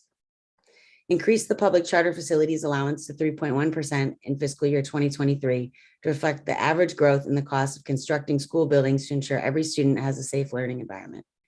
Publish a new adequacy study every 5 years. Looking at the new budget, it begs the questions, how are these weights determined and how are the weight given to special education, ELL, and at-risk student populations enough? The last adequacy study was completed in 2014. Provide greater transparency for the spending of all federal investments on public education by publishing an online roadmap for students, families, and school communities. Create incentives that meaningfully attract, support, and retain Black and Brown educators. Provide free and easy training and support so that all teachers can be trained in structured literacy. Only 30% of DC students are proficient in reading by 4th grade, according to 2019 NAEP reading scores. Fully fund the Department of Behavioral Health schools-based behavioral health program so that all school has at least one mental health clinician. Thank you for all your leadership during this important budget oversight process. D4DC will continue to organize across the city to ensure our public education continues to be strong and that the community voices are at the center of these recommendations. Thank you for allowing me to testify today. Thank you very much to the public witnesses. Members, that is the end of our first panel of public witnesses. If you do have questions for this panel, please raise your hand, use the raise your hand feature, and we will call you in the order that you indicate that you have questions. Representative Reid. Is it ready? Aggie, are you still there? I'm still here. Good to see you. You as well. So what are your recommendations related to, you were mentioning possibly one counselor, one social worker, that model might not be adequate for all schools. What recommendations do you have? I think we definitely, I don't think we maybe need a counselor for grade to grade, but I do think we need to segment grades, starting with ECE. I think ECE we can kind of loop in together, but a big trend that we're seeing in ECE is that the growing population of the ELL community within DC. So we want to make sure that we also are getting our bilingual counselors in here as well. Outside of that, we definitely want to target our 1st through 3rd grade students as we are segmenting how reading, where reading recovery, where we need to be at, how kids are not also performing in their mathematical studies at that age. So we want to make sure that, you know, as an adult, we know that 3rd grade is supposed to be that crucial age where we need to, what I'm finding out a lot is kids are calling themselves not, I don't want to say stupid, but that's the word that they use, but they don't feel intelligent when they can't read by a certain age, and all the pressure that comes with reading in the classroom, at home. I think that maybe if we had a counselor from 1st to 3rd grade, maybe that might help just for those particular grades, certain service that population.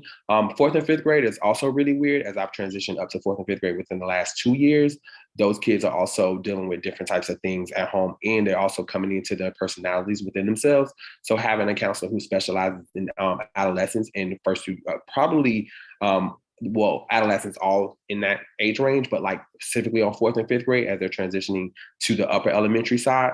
What I'm noticing also is they're developing just their cognitive language, and their thinking is starting to veer off more on the adult side as they're exposed to more social media. So how to kind of grapple with that and still actually be a child and enjoy things. A lot of kids in DC, they grow up really fast.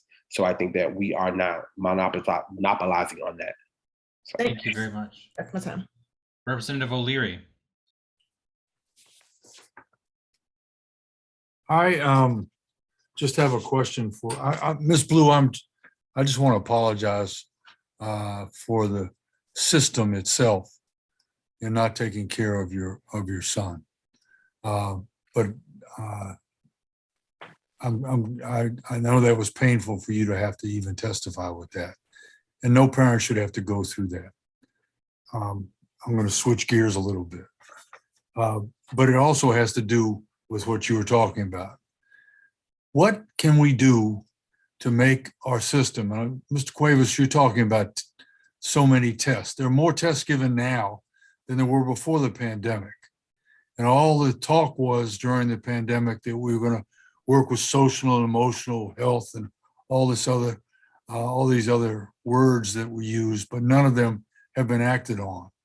What can we as a community do to make the system be proactive rather than reactive? And that's for anyone. But you only have 50 seconds. Well, I mean, just teachers work so hard to develop great relationships with their students' parents. We have a network in place, but the protocols don't allow that proactive notice typically. Like I was told that the protocol was that the principal was going to notify people on the seating chart who happened to sit near my son, but not that a letter will go out to the class. It's like, just send a letter to the class. You don't have to say that the person's name. Just knowing in advance, I would have checked his hair, even with quarantine. We would have bought like a high-tech respirator and just gone in there and looked. Yeah. Thank you. Anyone else? You got 10 seconds. Mr. Cuevas, please just say again, it's too much testing. Too much testing. Cancel at least half of it. I opted my 9-year-old, we opted him out of testing. Thank you very much. Representative Patterson. Thank you. Ms. Blue, I listened to your very emotional testimony, and it really hurt my spirit because I have a 13-year-old who has twist. Of course, they're not as long probably as their locks, but they're getting longer and stuff like that. I was horrified listening to your story. It really bothered my spirit. That being said, I'm kind of curious, as you went through this horrific ordeal, what was the school's response after your child had to go through this? You had to go through this with your child to cut his locks and stuff like that. What has been that interaction since?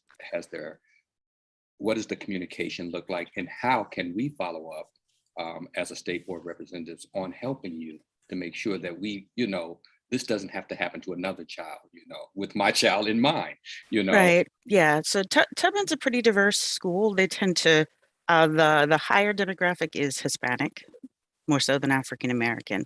Now, when I told, we all have the principal's number, and that night after I put him to bed, I texted her, I emailed her and the special education coordinator because Micah's autistic.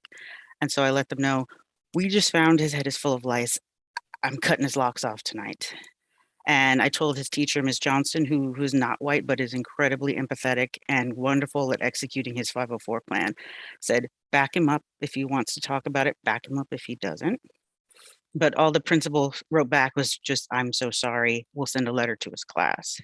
So we already have a therapist for Micah outside of school. We have a really robust support network for him that we had to build outside of the school. So I've been talking to his providers, and they gave him space to talk about it. So I don't know what he told them because that's, between them. But the network for support's outside of the school. Thank you. Thank you. Representative Thompson.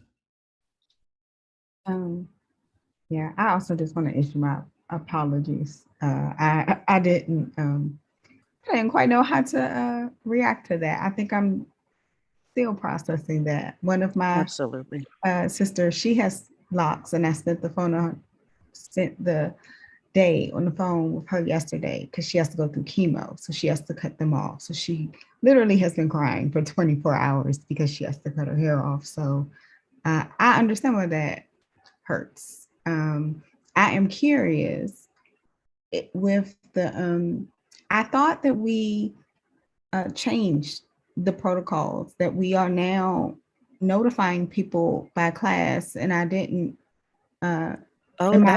completely news to wrong me. about that. I thought, and maybe this is a quick, like, I thought that was part of, yeah, the updated legislation from the council. And maybe that's not a question for you. Maybe that's a question I should ask somebody else. But that would be wonderful news. I thought we had made some adjustments around this, and so I'm sorry that you weren't the beneficiary of them. I'll yield my time in case someone needs. Thank you. Representative Gasoi. Thank you so much.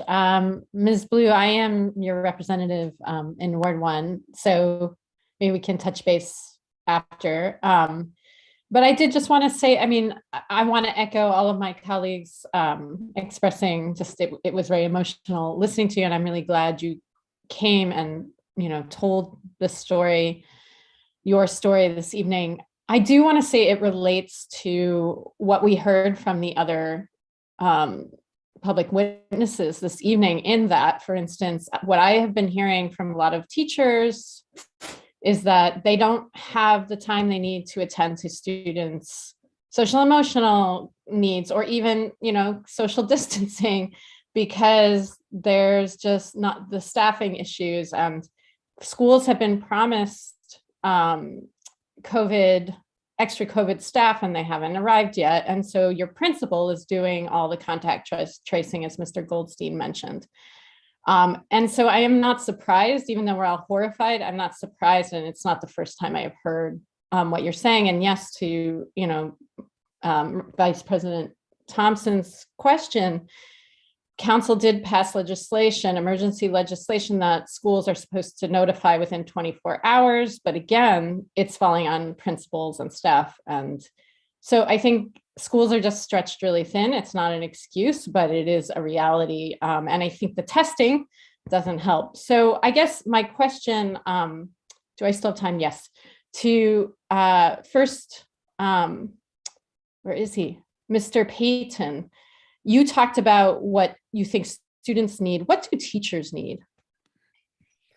Oh, wow. I don't have testing. I don't have 3 minutes for that. But speaking on today, I know that they were talking about affinity groups within schools, trying to get teachers kind of just like in a cohort of like, you know, space where they can like be themselves.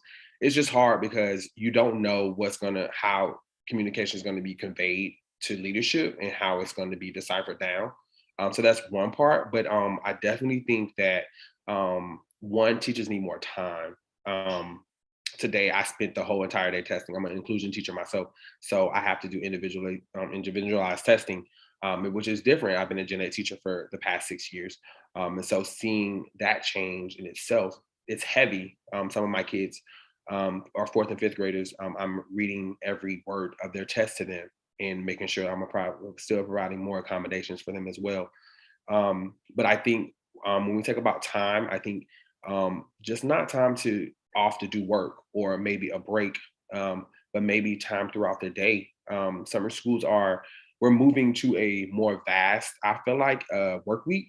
And that would have to change with DC, where we had 4-day work weeks for adults and students because the load is just heavy.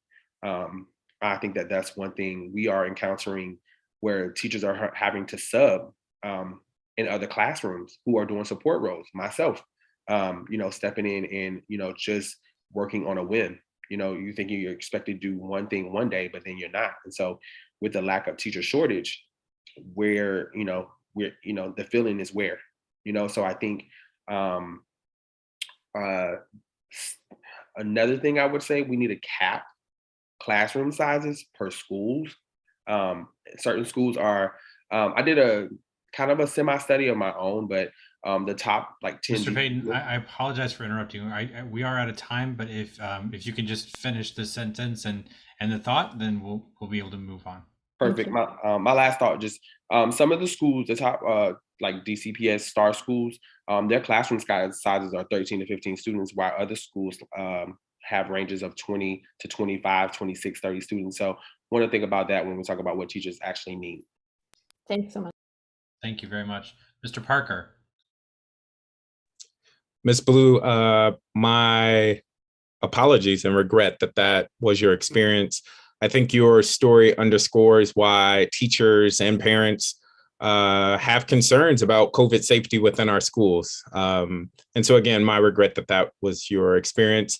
And Mr. Cuevas, my regret that your school team had the experience they had this year or this week with the bomb threat. And I won't take it personally, the discussion around testing, as I may or may not have one day been in front of you talking about tests, but thank you for all you do. I wanted to talk a little bit more about just like the adaptive application of policy. So Mr. Goldstein, Mr. Payton, you all are talking about raising, what I hear is teacher retention. On one end, raising pay for teachers. On the charter end, Mr. Goldstein, Mr. Payton, you're talking about mental health supports and making sure that we provide greater supports for our teachers generally. How do we not just get stuck in the technical? Yes, we're going to raise funding for schools. And so, because what we know is not happening is that that money is not always trickling down to teacher pay, as you pointed out, Mr. Goldstein. And Mr. Payton, as you pointed out, yes, we hear reports of all schools will have behavioral health technicians and counselors, but we know that that is not necessarily providing the relief necessary. So shortly, quickly, if you could just what are some of the ways that we can make sure that it's impacting those that we needed to impact the most, our teachers? More authority for the people who know how to implement it. People like Aggie, people like all of our teachers in our school, to give them the professional authority and the flexibility to meet the needs of their students. I'll give Aggie's. I think I could agree with and be in line with what Scott said. Instead of being technical, actually just putting hard dates and hard making hard moves towards our goals. So we do a lot of talking, but okay, if we're saying we're going to get an EC counselor and get 2 counselors, put 2 counselors in a school and see how that model works. Thank you all. Thank you. Representative Wattenberg. First, as with everybody, my heart is with you, both with Ms. Blue for the situation with the notification, with Mr. Payton on the issue of the testing, with Mr. Payton on the issue of the mental health. It's a tough year. I want to talk about, two issues, one sort of focused on right now and one looking forward in this minute and a half. So a quick question first to Mr. Goldstein, if you could say something about the outdoor ed initiative that you're hoping to get fund as sort of something proactive looking forward. You're going to have 30, 40 seconds. And then I want to ask now I'm losing the name. The person who was talking about the testing, to just say a couple of things. Yeah, Mr. Cuevas, just a couple of things about why DCPS think it's so important right now. So you each have 30 seconds. All right, so I'll be really quick. So this will be in the budget letter, which hopefully we'll send tomorrow, but we're requesting 6.5 million to be budgeted. 1.5 of that is for a continuation of the food prints program, so they can continue their work throughout the city uninterrupted. And then another 5 million, 2.5 for each sector for schools to partner with outdoor learning organizations based on an equity audit of schools that do not have safe access to equitable outdoor space and learning right now. I'm happy to touch on more. And then in terms of why I think DCPS is so focused on it, I think it's a mix of, I think it's just nationwide. Our country just focuses on testing, whether it's the Department of Education or SATs. I think testing is just easy. It's easy to make a test, grade it, and then say you're not doing a good job or saying you are doing a good job. And I think it's Do they think it'll help your students do better on the tests at the end of the year? I'm sorry? Do they think it will lead to your students doing better on the final tests? Yeah, they think just all the over testing will be punitive or put a lot of pressure on people to okay, you got to teach them XYZ things. So because you have this test now, you will do a better job as a teacher and in theory. And then I think the last thing too is also everyone's been testing for the majority of their lives. So it's just kind of something everyone is so used to doing also. Thank you very much. And sorry, I didn't realize my video was off. Representative Birnstad. Hi, I'll try to keep this brief. First, I just want to echo everything that everyone has said. Ms. Blue, I feel for your son, and I'm so sorry to hear what happened. I have a question for Mr. Goldstein. My Wi-Fi has been spotty, so I think part of this question may be answered. So if it has been, just ignore it. I'll come back and rewatch the video. But you've talked about like teaching salaries and stuff we can do regarding budgets. Outside of the budgets, where can we start with like this concept of like, I don't know if you were the word reimagining or I came up with that, or imagining, whatever. Where could that reimagination start outside of just budgets, or is it primarily budget focused? Yeah, no, I think a lot of it's not budget focused and we're just in that season, but I'll go back to the flexible scheduling piece, which has a budget aspect, but it's such an exciting win-win for everybody. If we can reimagine the school day and the school week itself, so that we can provide more enriching student experiences in ways that everybody wants. I mean, this has been a great conversation because the DME, OSSE, teachers, everybody is interested in doing something on this, because we're interested for our older students in how do we have more vocational programming? How do we have more internship opportunities for them? With our younger students, how do they have more experiential and project-based learning? And it's hard to do all those things. And it's hard for teachers to have the time they need without changing something about the day or the week. And so if we start to think about models where you're actually able to open up a day of the week or a part of each day, so that there can be flexibility to give teachers more time back and give students more enrichment, that could really be transformative. So that's the area we're most focused on. Okay, thank you for that clarification, Mr. Goldstein. I'll cede my 30 seconds. Thank you very much. Representative Lopez. Thank you. First off, I'm sorry, Ms. Blue, to hear that happened to you. And thank you to Mr. Payton for elevating the mental health issues that you have been experiencing. Thinking on Mr. Cuevas' comment, and I believe it was Mr. Goldstein's comment on student enrichment. I know Mr. Cuevas talked about lots of testing in schools.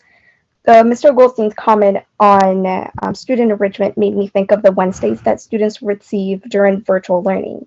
So my question is this something that we need to consider bringing back? Because I think this would be something that would benefit students and teachers. And it doesn't have to be a Wednesday. It could be another day of the week. Yeah, thanks, Ms. Lopez. That's exactly what we're talking about, is essentially bringing back the Wednesdays, but before parents get upset, students would be in school 5 days a week. They would be doing something dramatically different, though, potentially on one of those days, right? So if we did it on Wednesday, which I think is an ideal day to do it, as we've talked about it with different groups, in a way, because the week is not over, and there's an ability to build on the things that happen on the Wednesdays. But yeah, that we would take something like Wednesday and build out a flexible schedule for that day to allow professional development and planning time and other things that teachers need, while students have experiential learning with partner organization, vocational classes they can take across campuses for things that they're interested in, internship opportunities, and a whole lot of exciting things. So yeah, a different version of the Wednesdays. Thank you. And I yield the rest of the time. Thank you very much. President Sutter to close. Thank you. And thank you to this entire panel. Ms. Blue, I'll add my empathy for all that you and your family have gone through, but I also want to note that the love that is evident and the care for your son, the way you talked about his full service team, really shines through. So I appreciate that. I will tell you that we had staff doing a little research. One, we've asked that they reach out to DCPS and understand the current policy on paper around notifications of infestations, so that we understand what it should have been and have that information in hand. We also found out that the new notification for COVID rule that the council passed went into effect on February 11th. So because of the timing of the legislation, it clearly missed MICA, but it is the policy in place now. And I imagine there'll be some implementation lag time. Whether or not that's appropriate, it probably will be. So just want to update on that. I'll also say, I love this Wednesday Flex Day idea that y'all are talking about. My mom's a nurse, and she has for the past 20 years worked in a doctor's office, and she works Monday, Tuesday, and she works Thursday, Friday, and she has extended schedules on those days. And for her, that Wednesday has been an option in interesting ways, both professionally and personally, to give her time and space to cut her week into chunks. So having a parent who lives that professional life and has for 20 years, I think it would be a fascinating experiment to try in the schools. What could we do from the board to support ideas like that, either in budget or anything else? So I'll just mention in our budget letter and in our conversations with the DME and others, we are proposing $6 million for next year to pilot flexible schedules with 10 to 12 schools. That's a budget that we were able to come up with by figuring out what staffing configurations schools would need based on surveys that we've done with principals and teachers about a couple different possible flexible scheduling models. So supporting that budget ask, and happy to talk more about that. Okay, great. Thank you so much. Thank you to the entire panel for all that you shared with us tonight.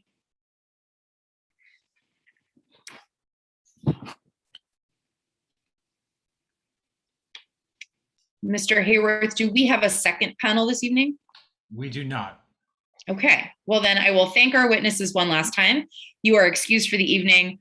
Please feel free to continue watching the meeting on YouTube, and we really appreciate you taking the time to join us this evening. All right, colleagues, this brings us to our votes.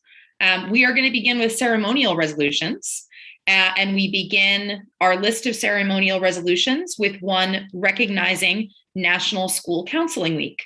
Dr. Reid, would you like to make the motion?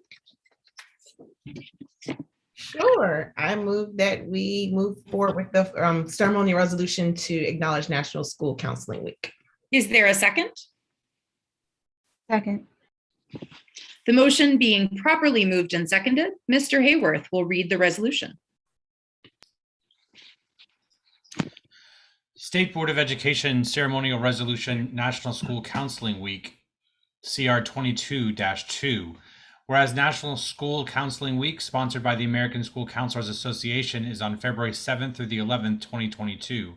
Whereas National School Counseling Week is designed to raise public awareness on the unique contribution of school counselors within our school system.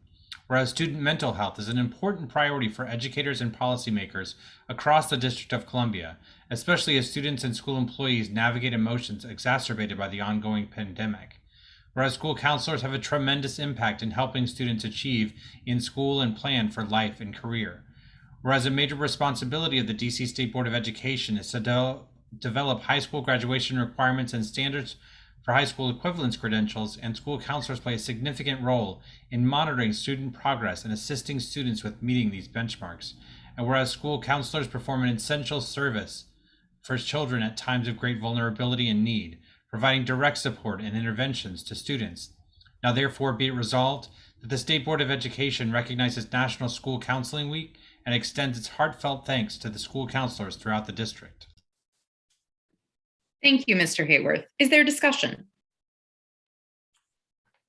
I'd like to mention one thing about school counselors that a lot of people have forgotten about, and that's the fact that a lot of our school counselors really don't get a whole lot of time to counsel.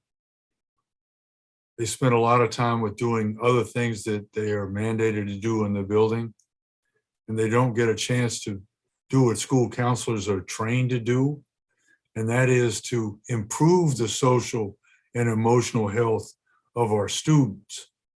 So I think that a resolution is great, but we really need to talk about having more school counselors, especially since in the last 2 years that the whole educational system has been upended emotionally. Thank you, Dr. O'Leary. Further discussion? Dr. Reid? Sure. And yes, Representative O'Leary, we definitely want to make sure that all students have access to school counselors. Over the holiday break, I spoke to a vendor at Emoja Market who has her daughter in a school, and she was mentioning her daughter's getting ready to look at life after high school, but had not had those conversations yet with the counselor. So definitely making sure we have individuals in the building who are able to help students navigate the variety of choices after high school. But I'm thankful for the ones that we do have in our buildings who are often sometimes stretched thin, stretched across subject matters, not in the counseling suite per se, but definitely glad for the resource that those who were in place and who were celebrated last week, their contributions to our students and families. Thank you, Dr. Reid. All right, seeing no further discussion, the motion is on adoption of CR 22-2. Mr. Hayworth will call the roll. Representative Gasoi. Aye. Representative Chang. Aye. Representative Wattenberg. Aye. Representative O'Leary. Aye. Representative Parker. Aye. Representative Thompson. Aye. Representative Reid. Aye. Representative Patterson. Aye. Representative Lopez. Aye. Representative Johnson. Aye. Representative Birnstad. Aye. Representative Bright. Aye. Representative Sutter. Aye. The motion is adopted. Thank you. Next up, we have CR 22-3, Black History Month and Black Lives Matter at Schools. Vice President Thompson, would you like to make the motion? So moved. Is there a second? Second. The motion being properly moved and seconded, Mr. Hayworth will read the resolution into the record. State Board of Education Ceremonial Resolution, Black History Month and Black Lives Matter at School, CR 22-3. Whereas Black History Month in the year 2022 spans from February 1st to February 28th, whereas Black History Month originated in February 1926 with the creation of Negro History Week by Black scholar Carter G. Woodson to ensure that students had exposure to Black history, and was then formally established by President Gerald Ford as a month-long celebration in 1976. Whereas each year, Black History Month is assigned a different theme, with 2022's theme being Black Health and Wellness. Whereas Black History Month highlights the great accomplishments of Black people throughout history who have been integral and essential to our world, and draw greater public attention to the complexity and richness of Black history that is far too often underrepresented in the stories of our society. Whereas Black History Month increases awareness of past and current issues such as slavery, discrimination, anti-Black violence, and racism that have and continue to face Black communities. Whereas Black History Month upholds the idea that Black people have an impactful role in promoting a fair and just society for all. Whereas Black History Month elevates examples of Black excellence in this new generation of young people. Whereas according to enrollment data for both the District of Columbia Public School System, and Public Charter School Board, a majority of DC's student population identifies as Black. Whereas the Black Lives Matter at School Coalition, founded in 2016, has worked to ensure the implementation of restorative justice discipline practices in schools, the promotion of Black history and culture in school curricula, and the increased hiring of Black teachers and staff.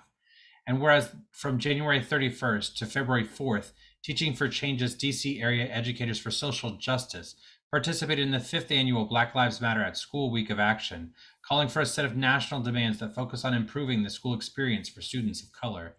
Now therefore be it resolved that the DC State Board of Education recognizes and celebrates February as Black History Month, appreciates the work of Black Lives Matter at School, and acknowledges this organization's importance to DC students. And be it further resolved that the DC State Board is committed to fostering a more inclusive and equitable environment for Black students and families in our schools and in our community, and will pursue that commitment through advocating for policies that attack the roots of systemic inequality, building education standards that better represent the experiences of Black students, and elevating the voices of the Black community in education. Thank you, Mr. Hayworth. Is there discussion? Dr. O'Leary. Yes, I just wanted every Saturday I go driving down 9th Street and I pass Benjamin Banneker High School, and right next door is the Carter G. Woodson building and the Phyllis Wheatley YWCA, and then I pass Martin Luther King Library. And it's a perfect reminder every day, every week, of how this city is built on Black history. And we can't ever, Black History Month is 11 months short of what it should be. But the other thing is that I'm proud to be a member of our board, where we have been talking for, at least I've been on it for 3 years, about what is now called critical race theory. And books that are so important. And the country seems to be falling into two camps of people who don't want to read books that tell the truth, and also think that if we don't remember history, that we may not be affected by it. So I just think that this is a minor award in a way, since it's only for 1 month, but a major award for us. Thank you, Dr. O'Leary. Mr. Parker. Yes, I would echo that this has been a priority for the board for many years now in terms of elevating the richness of our Black students and Black community here in DC. And there's just 2 points I want to make. One, our earlier conversation around the budget is the way that we as a city can affirm the importance we place on Black lives in our schools and ensuring that schools and ward across the city, but especially those east of the river, also in Ward 5, are equitably and fairly funded. And for this board, I think it goes without saying that our work around revising our social studies standards to make sure they tell a more complete and full history, including that of, but especially that of Black students and the investments made in DC and all that this city has been and is, I think that is how we affirm that work. And I'm very proud of that. And so I just appreciate that the board is passing this resolution, but beyond the ceremonial resolution, I hope that the public will hold our city council, or DC council rather, to equitably funding our schools and hold us accountable as a body to make sure our social studies standards do justice by the students we serve every day. Thank you, Representative Parker. Vice President Thompson. Just briefly, so I co-sponsored this resolution because history is important. I was a history major in college. It was a subject I enjoyed and care about the most. And I remember being in class one day at Penn, and one of my fellow students said, "This is the first time I've ever gotten to see myself in my history." And I've always wondered, when they talked about the American Revolution, when they talked about different points, where I showed up. And so I still think, despite the fact that we've come a long way from Negro History Week, Black History Month is important today because people need to see who they are. They need to know who they are. That's why our social studies work is important. That's why the resolution that we passed around, more students showing up, more people showing up of LGBTQ backgrounds are important, because children are getting to see themselves and they're forming themselves. And so I'm thrilled that we are passing this. I do think it is one piece of the puzzle. Of course, there's a lot of accountability to go around, but the very least we can do is be honest with Black children about the richness of their history. I also appreciate that this resolution recognizes that Black history isn't over. It looks toward the future. I am trying to lift up stories of Black students in our schools now who are doing amazing things. And I know organizations like Teaching for Change have been doing that for years.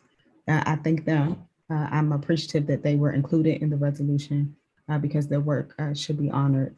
And that includes the work that they do around Black Lives Matter in school every year. So I'm appreciative and I'm glad we're passing it. And I look forward to us voting to pass this resolution. Thank you, Vice President Thompson. Representative Patterson. Thank you, Madam President. I really appreciate this resolution. I was looking at our equity framework recently, and this may be for business, for new business, but I just wanted to bring up in this particular conversation that we may want to revisit our equity framework and look at how we can make it that much stronger, make it more of an anti-racist framework, so that we're looking at every policy, putting it through a protocol, looking at just gaps that may be there in some of the policies that are coming through. So just putting that on the table at this particular time, and it may be, again, for a new business, but in looking at our framework, our equity framework, appreciate the work that's been done thus far, but I think there's some areas where we can really make it stronger so that we are really seen as a board that's not only looking at equity, but it actually is confronting racism in an anti-racist way. Thank you. Thank you, Representative Patterson. Representative Gasoi. Thank you. I guess I'm echoing Vice President Thompson's comment that I really appreciated including Teaching for Change in the resolution. And I was thinking about them this year. I know they've been hit really hard by the pandemic and they've had to downsize. So I wasn't sure they were going to be able to do it again this year, the week of action, but they have, and they have amazing resources as always. So I just wanted to send them love, and also all the teachers who are stretched so thin, who we've been hearing about, but I see them posting their, Black Lives Matter at School week t-shirts, and their students doing amazing things. So I just want to give a shout out to them. And I guess I just want to say, to Representative O'Leary's point, that I look forward to the day when we no longer need these months, right? Because the history is just our history, right? It should be woven through everything. Again, as Vice President Thompson mentioned, why is the rest of the year mostly white? It's not in reality, right? Like, our history should be representative. And so while I appreciate Black History Month now because we need it, I look forward to the day when we don't. So that's it. Thank you, Representative Gasoi. I'll just add a couple things myself, echoing everything my colleagues have said. I wanted to shout out a couple of schools and people in the city who I think are doing wonderful things to honor Black History Month and Black Lives Matter in schools.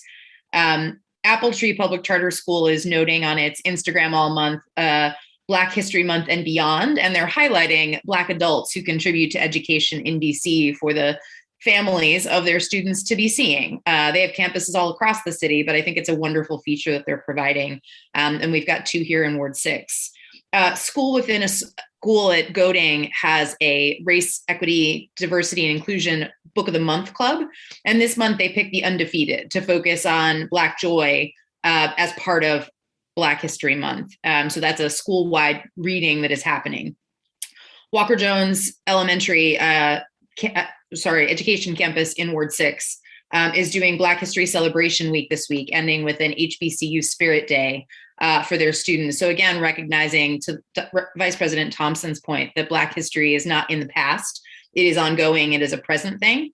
And finally, because she got a shout out in the social studies newsletter this week from DC Public Schools, Melanie Holmes, who's on our social studies standards advisory committee for the board and one of the writers of our revised DC social studies standards, worked with her students at McFarland Middle to engage them in Black Lives Matter at school by presenting demands and thinking about how students would be involved in that. So actualizing this work in our standards already, and really going above and beyond with her students to get them involved in this. So just deeply appreciative of all the work that is happening, and grateful for the educators and adults in our city who are making this work.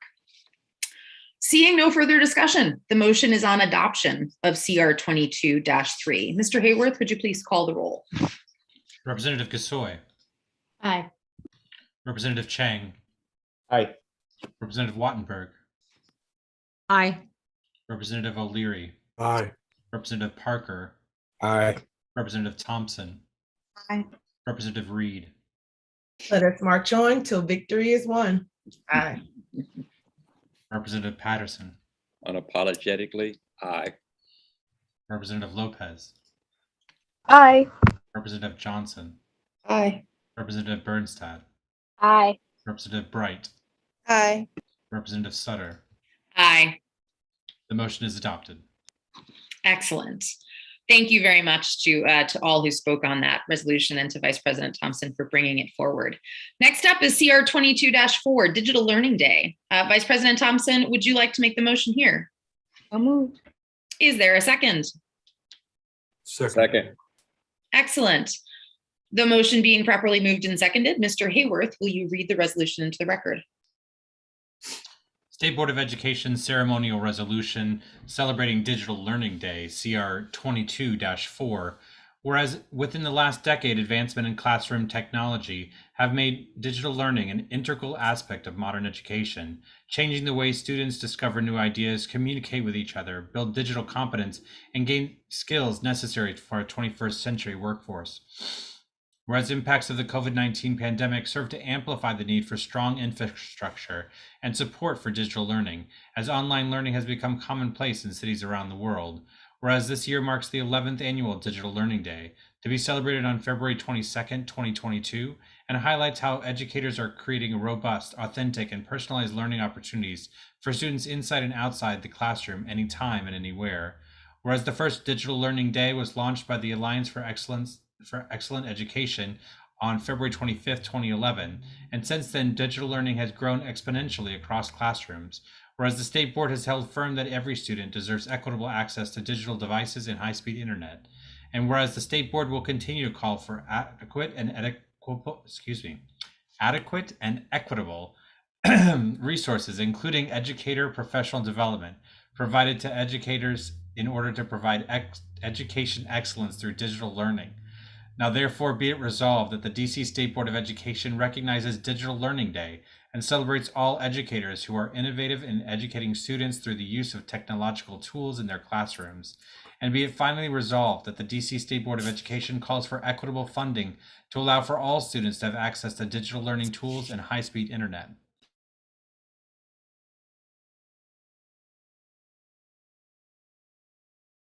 There I go being muted. Thank you, Mr. Hayworth. Is there a discussion? Vice President Thompson. So first, I would be remiss if I did not thank Commissioner Holmes, who was here earlier. And here's why. So Ward 7 is absolutely on the wrong side of the digital divide. And it's more like a chasm. Like we actually rank last in the city as far as wireless access. And I'm thanking Commissioner Holmes, amongst others, because before there was even a Digital Equity Coalition, Commissioner Holmes was working on this at Houston. And so when the Digital Equity Coalition reached out to me when I was chair of the Ward 7 Ed Council, I said, you need to go talk to him because he's already paying attention to this issue. It is parents like Commissioner Holmes who have pushed us to get to a point where DCPS has a technology plan, whether it's implemented in fidelity or not. They have pushed us to the point that we have now.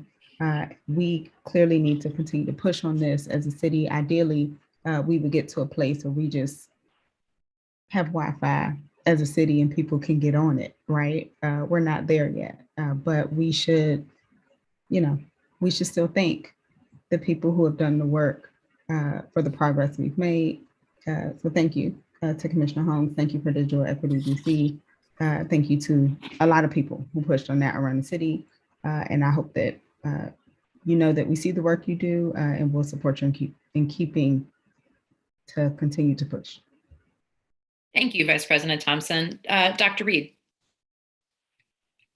Yes, I think it's a coming up on budget season or in the middle of budget season, a great opportunity to honor this resolution or enact this resolution by getting those budgetary needs met. I know one of my elementary schools is getting to the point that they're ready to try to raise $12,000 on their own for smart boards, when that's just something that should just be a part of being in having a school. So definitely looking forward to those digital inequities being addressed for the students that are on in my ward and other wards that need it, or in schools that need it, because we can't have high quality, world-class education with old technology when we know we are moving forward in a more technologically advanced way. So, thank you, Dr. Reid. Mr. Patterson. Yes, I also just want to acknowledge Grace Hugh, who we all know and love and has come before us many a times to talk about digital equity and all the tireless work that she has put into this subject matter, just going around the city, engaging everyone. Just wanted to give her her credit, her due for all the work that she does on a regular basis and fighting for this. Thank you, Mr. Patterson. Seeing no further discussion, The motion is on adoption of CR 22-4. Mr. Hayworth, would you please call the roll? Representative Gasoi. Aye. Representative Chang. Aye. Representative Wattenberg. Aye. Representative O'Leary. Aye. Representative Parker. Aye. Representative Thompson.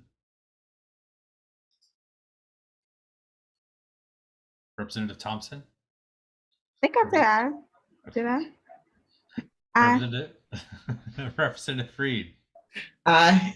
Representative Patterson. Aye. Representative Lopez. Aye. Representative Johnson. Aye. Representative Birnstad. Aye. Representative Bright. Aye. Representative Sutter. Aye. The motion is approved. Thank you, Mr. Hayworth. Next up, we have CR 22-5, Career and Technical Education Month. Representative O'Leary, would you like to make the motion? I would like to make the motion. Vice President Thompson, would you like to offer the second? Second. The motion being properly moved and seconded, Mr. Hayworth will read the resolution into the record. State Board of Education Ceremonial Resolution recognizing Career and Technical Education Month, CR 22-5. Whereas Career and Technical Education Month, sponsored this year by the National Association of Home Builders, is a public awareness campaign that takes place each February to celebrate the value of CTE and the achievements and accomplishments of CTE programs across the country. Whereas CTE covers many different fields, and in the district, the Office of the State Superintendent of Education focuses on CTE programs in the following career sectors: health science, information technology, education and training, hospitality and tourism, and more. Whereas OSSE partners with local education agencies such as DC Public Schools, Maya Angelou Public Charter School, and Friendship Public Charter Schools to offer CTE programs in their schools. Whereas DC's CTE office supports programs of study for successful student transitions between secondary and post-secondary education. And whereas participating in CTE programs help prepare students for multiple post-secondary opportunities and build professional and academic confidence through rigorous and engaging project-based learning, sequential career-themed courses, work-based learning opportunities, such as paid internships, industry-recognized certifications, and early college credits. Now therefore be it resolved that the DC State Board of Education recognizes and honors Career and Technical Education Month and promotes the continuation of CTE programs to foster career readiness among DC students. Thank you, Mr. Hayworth. Is there a discussion? Dr. O'Leary. Yes, when we think about CTE, we think about something that plugs in. One thing that I hear all the time from community meetings when people, especially of a certain age, are talking is what they used to take when they were in high school so they could be trained to be a carpenter or an auto mechanic, or how to sew, or how to take care of a kitchen, or how to do all these things that the shop classes used to have in our schools but no longer exist. And one of the reasons I'm bringing that up is that at Cardozo, we had the first career academy, and that was the Trans Tech Academy, which became the Trans STEM Academy. It's over 25 years old and has put students who are now retiring from the federal government after wonderful careers. And then we had a construction academy at Cardozo, which prepared students to work with HVAC, to work in carpentry, to work in plumbing, to work in electrical, whatever that's called. And they left Cardozo and went right into those trades, making much more money than we did as teachers. And I don't want us to forget that all of those things that plug in, there are a lot of other things that we have in our lives that people need to learn how to do. And we need to have vocational education along with technical education. Thank you, Dr. O'Leary. Vice President Thompson. Oh, I'm always going to take the opportunity to shout out my mom because she's my mom, and I love her. I have shared with you all that my mom is a teacher. She teaches elementary school in Ward 7. But before she was a teacher, she was an electrician. I'll continue to share that with people because a lot of times we talk about people who go into CTE paths as less than and not having the skills or the aptitude or the whatever we think of when it comes to being on a track to college. And, you know, quite frankly, my mom took a pay cut when she became a teacher. That's not as true now that she's been in the game for a long time. But clearly she was able to graduate from DC Public Schools, went through Plummer, which is still my neighborhood school, to Kelly Miller, which is still the Pride of Ward 7, to Eastern, the Pride of Capitol Hill, which is now in Ward 7, become an electrician, stay in this city, make good money, raise a family, and those things should be celebrated. She also clearly is more skilled than I will ever be because I call people to fix things in my house. And I have the privilege of being able to have someone like her that I can call, someone like my uncle who is a plumber, people who have real skills, and if anything happens, could help me survive. So CTE is not less than, it should be celebrated. And it's absolutely a pathway for people who have some serious skills. Thank you, Vice President Thompson. Seeing no further discussion, the motion is on adoption of CR 22-5. Mr. Hayworth, would you please call the roll? Representative Gasoi. Aye. Representative Chang. Aye. Representative Wattenberg. Aye. Representative O'Leary. Aye. Representative Parker. Aye. Representative Thompson. Aye. Representative Reid. Aye. Representative Patterson. Aye. Representative Lopez. Aye. Representative Johnson. Aye. Representative Birnstad. Aye. Representative Bright. Aye. Representative Sutter. Aye. The motion is approved. Thank you, Mr. Hayworth. Next up is CR 22-6, celebrating Dr. Louise Jones, principal of McKinley Technical Middle and High School. Representative Parker, would you like to make the motion? So moved. Is there a second? Second. The motion being properly moved and seconded, Mr. Hayworth will read the resolution into the record. State Board of Education ceremonial resolution celebrating outgoing principal Dr. Louise Jones, CR 22-6. Whereas Dr. M. Louise Jones has served for 10 years in leadership with DC Public Schools and 9 years as principal of McKinley Technology High School and McKinley Middle School. Whereas Dr. Jones is regarded as responsible for bringing the NAF academies to McKinley Tech, where all 3 of the school's academies are rated as distinguished, and have established partnerships with Trinity University, NASA, Deloitte, and more. Whereas Dr. Jones is responsible for increasing the rigor and requirements of the McKinley Tech diploma, including a minimum of 2 advanced placement courses. Whereas Dr. Jones has simultaneously led McKinley Tech while also leading McKinley Middle, a significant responsibility. Whereas Dr. Jones has partnered with educators and parents to expand McKinley Middle's extracurricular activities, curriculum, and student supports. And whereas Dr. Jones has announced her plans to retire as of April 1st, 2022, now therefore be it resolved that the DC State Board of Education recognizes Dr. Jones for 10 years of exemplary service to DC Public Schools and 9 years of strong leadership at McKinley Tech and McKinley Middle. Thank you, Mr. Hayworth. Is there discussion? Mr. Parker. Yes, we offer up this ceremonial resolution for Dr. Jones, and there's a lot of discussion, and understandably so, around teacher retention concerns. I am also concerned about turnover with our principals, especially strong principals like Dr. Jones. It is sad to see her go, but we appreciate the contributions that she's made to the McKinley community. And it should not go without stating that she led both, and it was stated in the ceremonial resolution, that she led McKinley Tech and McKinley Middle at the same time, even during this pandemic. And if you could just imagine the workload of contact tracing at one school, she's had the burden of overseeing that at 2 schools, which should not be taken lightly.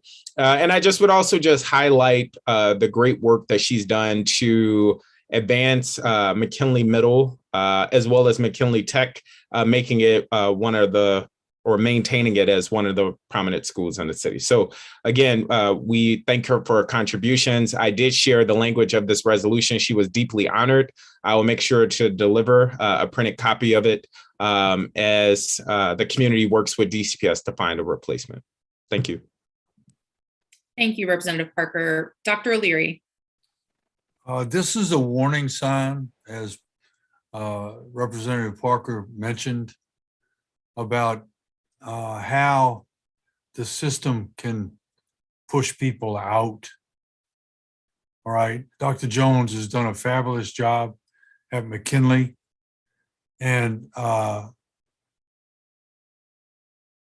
leaving shocked many of us when we found out about it. But we need to upgrade our pressure on trying to, because principals, there's no one that works harder in education than principals. Period, end of sentence. And she was doing a fabulous job, and we can't afford to lose more principals. Thank you, Dr. O'Leary. Seeing no further discussion, the motion is on adoption of CR 22-6.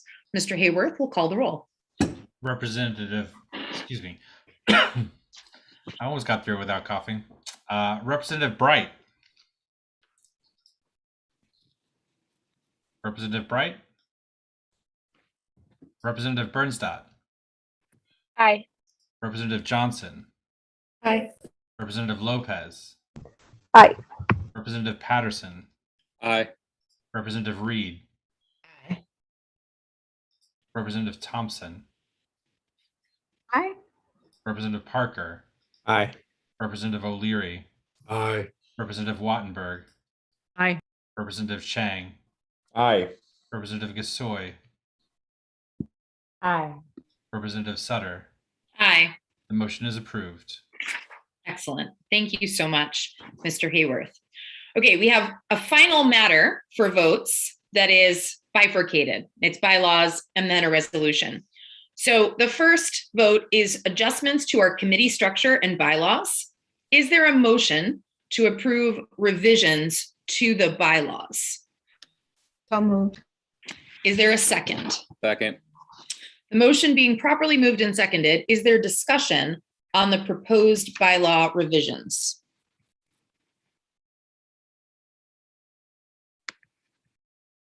Dr. Reid. Something that may have been fixed, not for the proposed, but making sure we have all of our student reps in the bylaws. That was something that I noticed reading through the entire document. The 4, I think it still says 2, or at least the document that I saw on our SBOE website. So that might just need something we looked at. Mr. Hayworth, can you confirm for us, because I know we had that discussion briefly in our retreat, and then we discussed it again, that the addition of the additional student representatives to total 4 was in the bylaws, but that there was a version that needed to be updated. Is that still accurate? Yes, the revision before the board today contains the language needed to update the bylaws to include the 4 representatives. Great. Other discussion? Great. Seeing no further discussion, the motion is on adoption of the proposed bylaw revisions. Bylaw revisions require a 2/3 vote for approval. Mr. Hayworth will call the roll.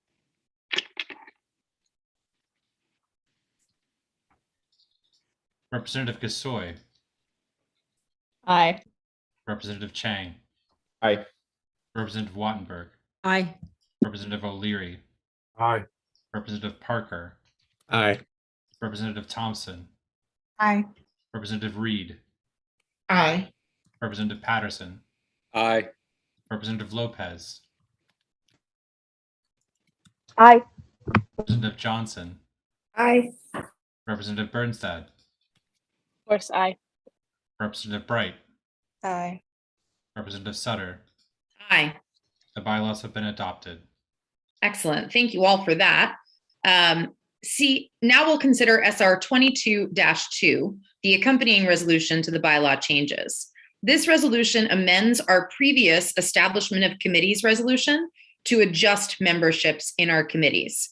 Is there a motion on the resolution? So move. Is there a second? Second. The motion being properly moved and seconded, Mr. Hayworth will read the resolution into the record.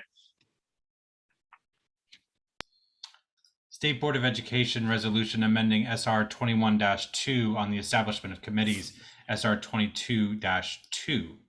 Whereas the DC State Board of Education is committed to increasing public awareness and understanding of the quality of public education in the District of Columbia and supporting its improvement, especially for our most vulnerable students. Whereas the public has benefited from the State Board's establishment of standing committees because their work helps move the priorities of the State Board forward more efficiently.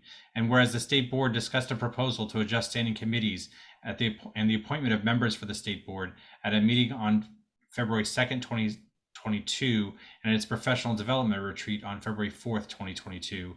Now therefore be it resolved that the State Board modifies the following standing committees. The Administrative Committee will be chaired by Ebony Rose Thompson, Ward 7 representative, with Emily Gasoi and Jacques Patterson. The Assessment and Accountability Committee will be co-chaired by Emily Gasoi and Jacques Patterson.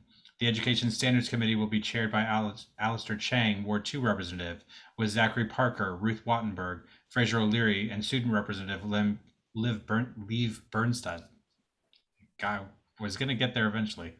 The Educator Practice Committee is renamed the Educator Practice and School Support Committee, and Zachary Parker replaces Emily Gasoi. And Zachary Parker replaces Emily Gasoi in the Governance Committee. Thank you, Mr. Hayworth. The question is on discussion, but as a first item of discussion, I would like to offer an amendment to add an additional one of our student representatives to a committee. Is there, now I want to get this right, Mr. Hayworth. I've offered the amendment. Do I need to ask for a second? Is there a second? Second.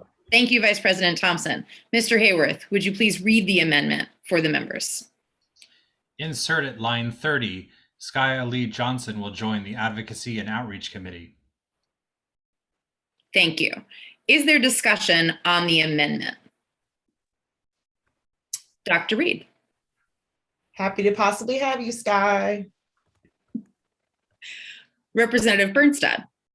I just wanted to say, and I think I'm echoed by the student representatives, if I'm misrepresenting it, let me know, but at least I am extremely excited and grateful to be able to even just be nominated to sit on a committee and have our votes counted, which is like super duper exciting. I think it's a great way to increase student advocacy. And I don't know, I'm just super excited. So I wanted to put that out there and say I'm extremely grateful for all the support. Like student representatives have just been receiving so much love and it's so great. Thank you. Thank you, Representative Birnstad. Vice President Thompson. I was just going to say, I'm thrilled that we can have two of you on committees. I have said that y'all are awesome. I think I was like, we can work this out. I really appreciate our staff for figuring out how to work this out. Because, you know, it's one thing to say we're going to do it in spirit. It's another thing for people to put their time and energy where their mouth is and make it happen. So thank you to the staff for making this happen for us. And thank you to just all the members of the board for offering what they want to work on this year. Like, I'm super excited about our priorities. I'm super excited about the work of committees.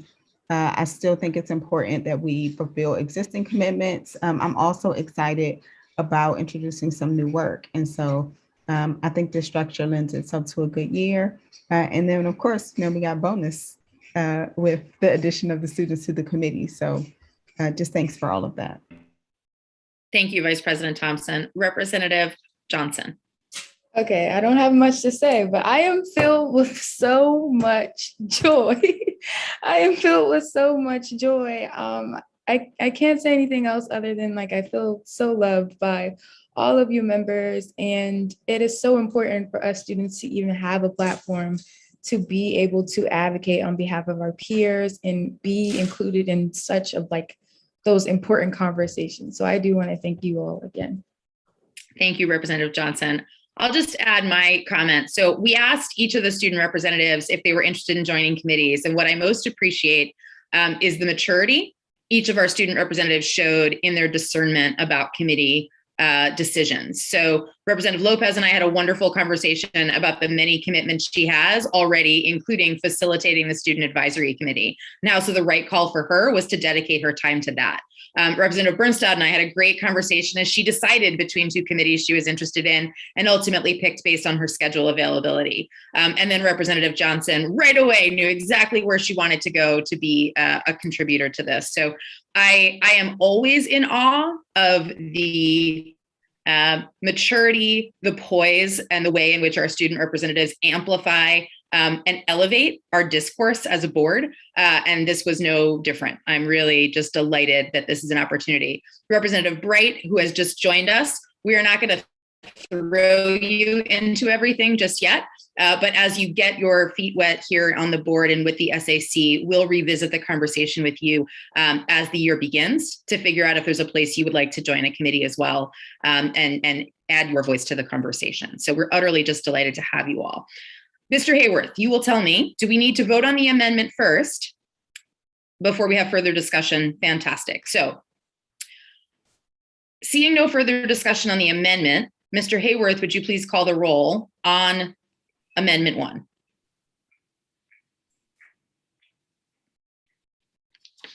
Dr. Gasoi. Aye. Mr. Chang. Aye. Ms. Wattenberg. Aye. Dr. O'Leary. Aye. Mr. Parker. Aye. Ms. Thompson. Aye. Dr. Reid. Aye. Mr. Patterson. Aye. Ms. Lopez. Aye. Ms. Johnson. Aye. Ms. Birnstad. Aye. Ms. Bright. Aye. President Sutter. Aye. The amendment is adopted. Amazing. Is there further discussion on the resolution?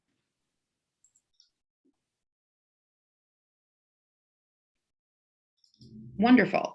Then I'll just add my thanks to Vice President Thompson's for all the work that went into our colleagues voicing their interests, voicing their questions, sharing their feedback, and getting us to this point where we have committees structured to do the work that we've committed to and to do the work that we all know is needed on behalf of the students, families, and educators in the city. Mr. Hayworth, with that, would you please call the roll? The motion is on adoption of SR 22-2. Representative Gasoi. Aye. Representative Chang. Aye. Representative Wattenberg. Aye. Representative O'Leary. Aye. Representative Parker. Aye. Representative Thompson. Aye. Representative Reid. Aye. Representative Patterson. Aye. Representative Lopez. Representative Aye. Johnson. Thank you. Representative Johnson. Aye. Representative Birnstad. Aye. Representative Bright. Aye. Representative Sutter. Aye. The resolution is adopted. Fantastic. Thank you. Thank you all. Very excited. Members, that brings us to new business. Are there items of new business or any announcements from members? Vice President Thompson. One announcement. It is, I have 12 days left in Black History Month. I am still collecting good, positive stories and nominations. So if you have someone who lives in Ward 7 or goes to school in Ward 7, send them my way. I'll send I don't think I sent the Google form to the board. It's on like my Twitter and Instagram and all the things. We've been able to, it's my social media, have been able to recognize some really good young people. So I have like one young lady who she goes to IDEA. She started her own app. She's already had an internship with Apple and with Google. That's phenomenal. I have two young people who I featured on Friday. They're actually brothers. They both go to Ron Brown. They're on the National Honor Society. They're running their own community service projects. Like, they have a lot going on. And so I am thrilled to just be able to share more good stories about young people. I'll do this every Friday. If I get a bunch, then I'll start hammering out more and more, or just keep it going. But one thing I just hear a lot is that we don't talk enough about the good things happening in our schools and our communities with our young people. So that's pretty easy to change. It takes like 3 minutes to fill out the form. So if you know anybody, I'm looking at some of y'all who work at LEAs, Representative Patterson, send them my way. Ma'am. Thank you, Vice President Thompson. Dr. O'Leary. It's not too late to donate books to Mrs. O'Leary's Books for Friends. We're still distributing books basically in Ward 4, but we've been distributing them all over the city. And I know that there are members of the board who haven't quite finished volunteering their books for elementary and middle schools. And anyone who's watching, I'll put my information in the chat and you can get in touch with me and we'll pick up your books and we'll distribute the books. We distributed over 30,000 books in the last 2 years. And let's make it another 30,000 this year. Thank you so much, Dr. O'Leary. Dr. Reid. Just an announcement that March 2nd is the Education Oversight Hearings Day. So folks can register to participate in that. And then March 14th, there's a hearing related to the bills related to safety around, traffic safety around schools. We know we still have a lot to do with student in school safety, but that's an opportunity to engage civically. Thank you, Dr. Reid. I just want to ask a question. I don't know if other members got this email today. Did you get the emails about the My Tray, My Way campaign from DC Greens? Great. I wanted to raise that because I know some of our colleagues had noted issues around school lunches. And so in my email today, I'll make sure to share it with the full board. DC Greens, an area nonprofit that focuses on school access to fresh food as well as food quality, is going to have a student voice effort coming up called the #MyTrayMyWay campaign to engage students in their notions about how to improve school food and school meals. And so there's a lot of information on how to get the word out about the campaign and how to engage students to participate. So I will share that email with everyone and would encourage you to consider sharing that with students in your wards. As we know, school food is an issue on the minds of many of our students. Other discussion or announcements? All right, seeing none, we're going to head on to adjournment. Thank you, members, for your time and engagement tonight. We have no further business before the State Board. I would entertain a motion to adjourn. So moved. Is there a second? Second. All in favor, say aye. Aye. Aye. The ayes have it. This virtual public meeting of the District of Columbia State Board of Education is adjourned at 8:24 p.m. See you all soon. Bye. Good night, all. Bye. Thank you.